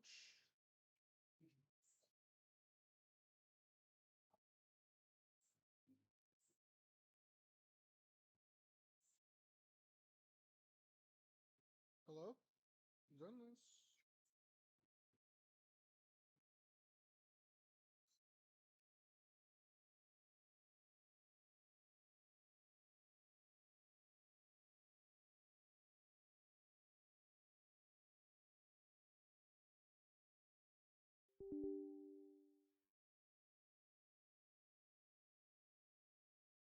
Oh, there it is.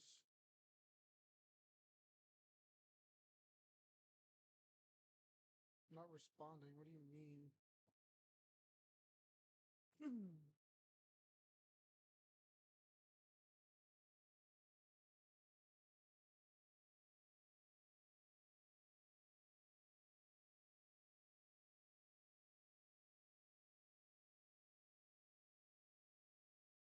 There we go.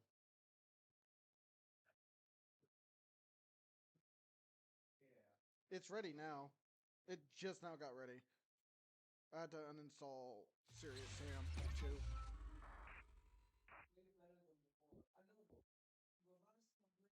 It's my first playthrough of it as well.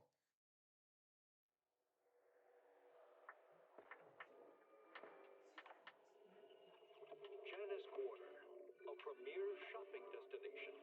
Discover style, adventure, and endless energy. Everything you're looking for is here.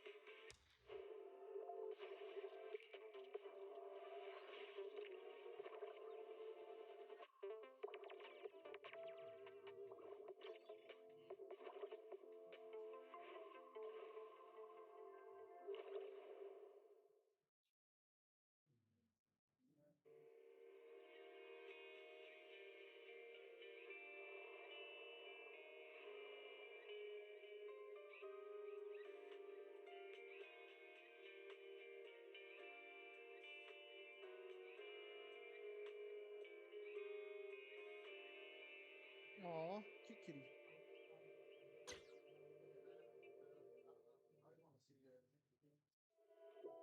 Starry night, starry night. A loving mother,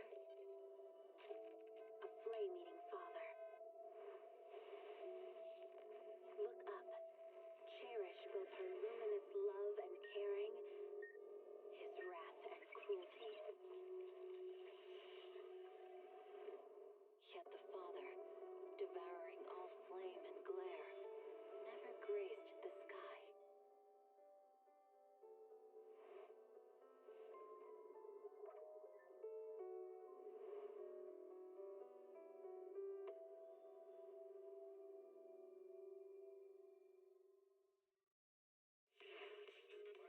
Done with 0.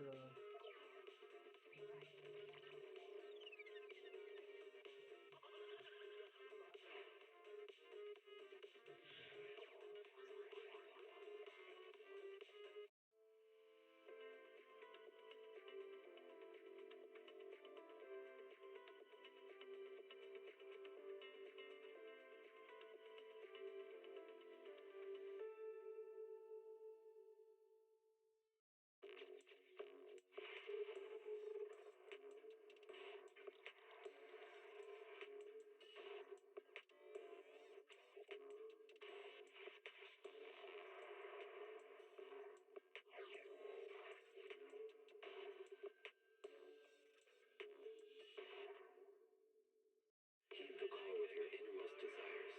Advance without fear. Navigate as your heart dictates. Robust power. Perfect execution. Foresee the storm and overcome it. Calm. City Series.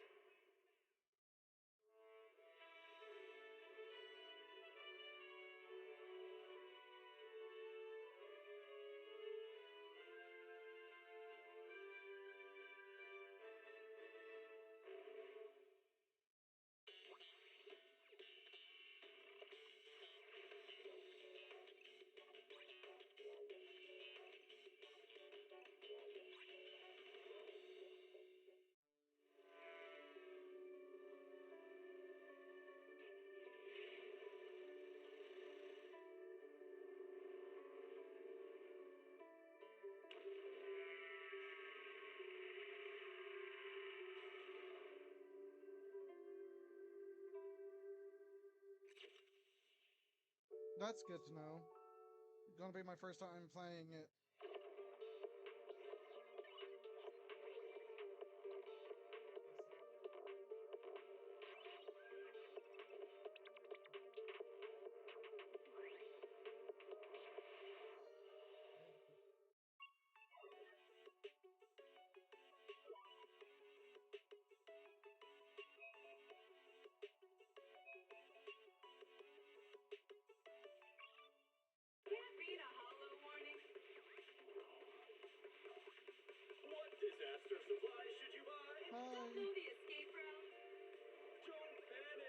Bye, Nix.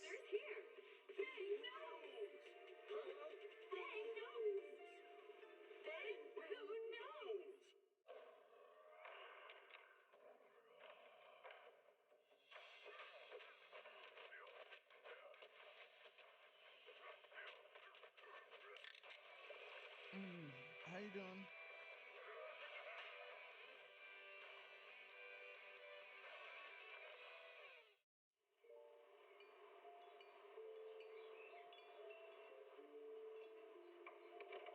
Morning, Mr. Rob. Can I have a latte, please? Extra sugar, extra milk. With all those edges and that sturdy look, Mr. Rob might seem a bit cold and standoffish, but he's actually paying attention, quietly noting down what each of us prefers. I need to seriously turn this down when the game gets started. That metal shell. Whenever I can. This Makes you music's so wonder, loud. huh?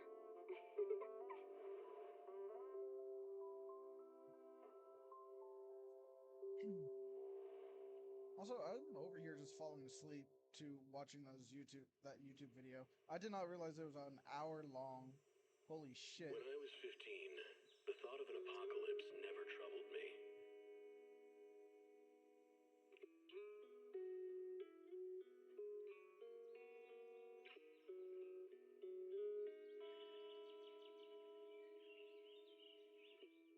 The only thing I couldn't give up, even in the face of the world's end,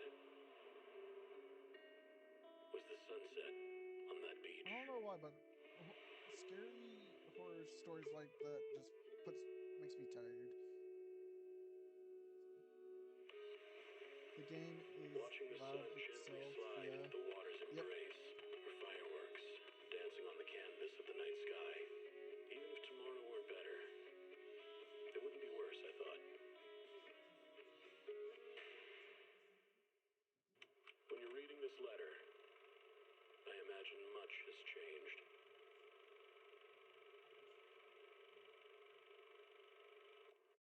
Whether it's yourself or the world. I believe it.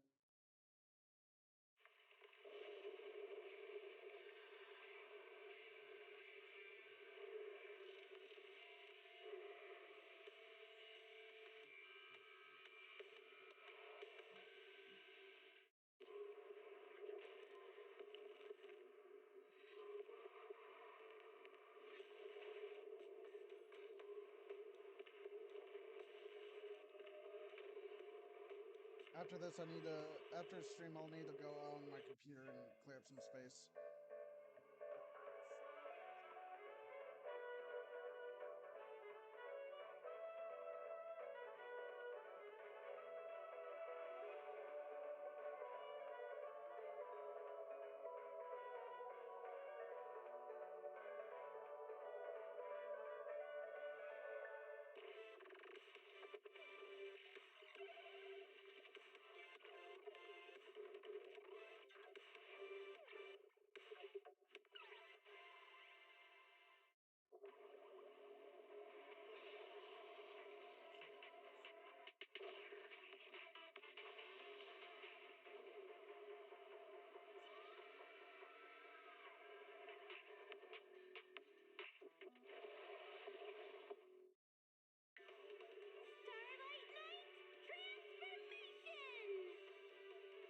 Oh, look, it's Power Rangers.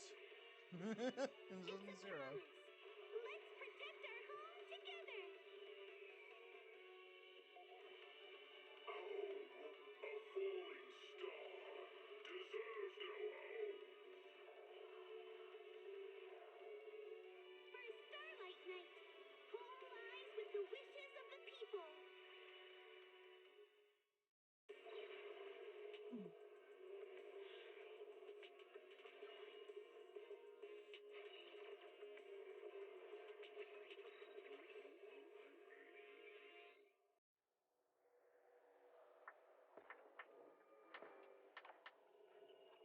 Janice Quarter, a premier shopping destination. Discover style, adventure, and endless energy. Everything you're looking for. Come on, hurry up and download, Jesus. Energy energizing combo sets. Hearty noodle bowls.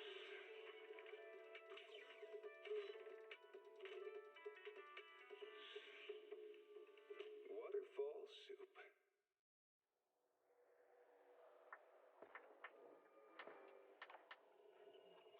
Janice Quarter, a premier shopping destination. Discover style, adventure, and endless energy. Everything you're looking for is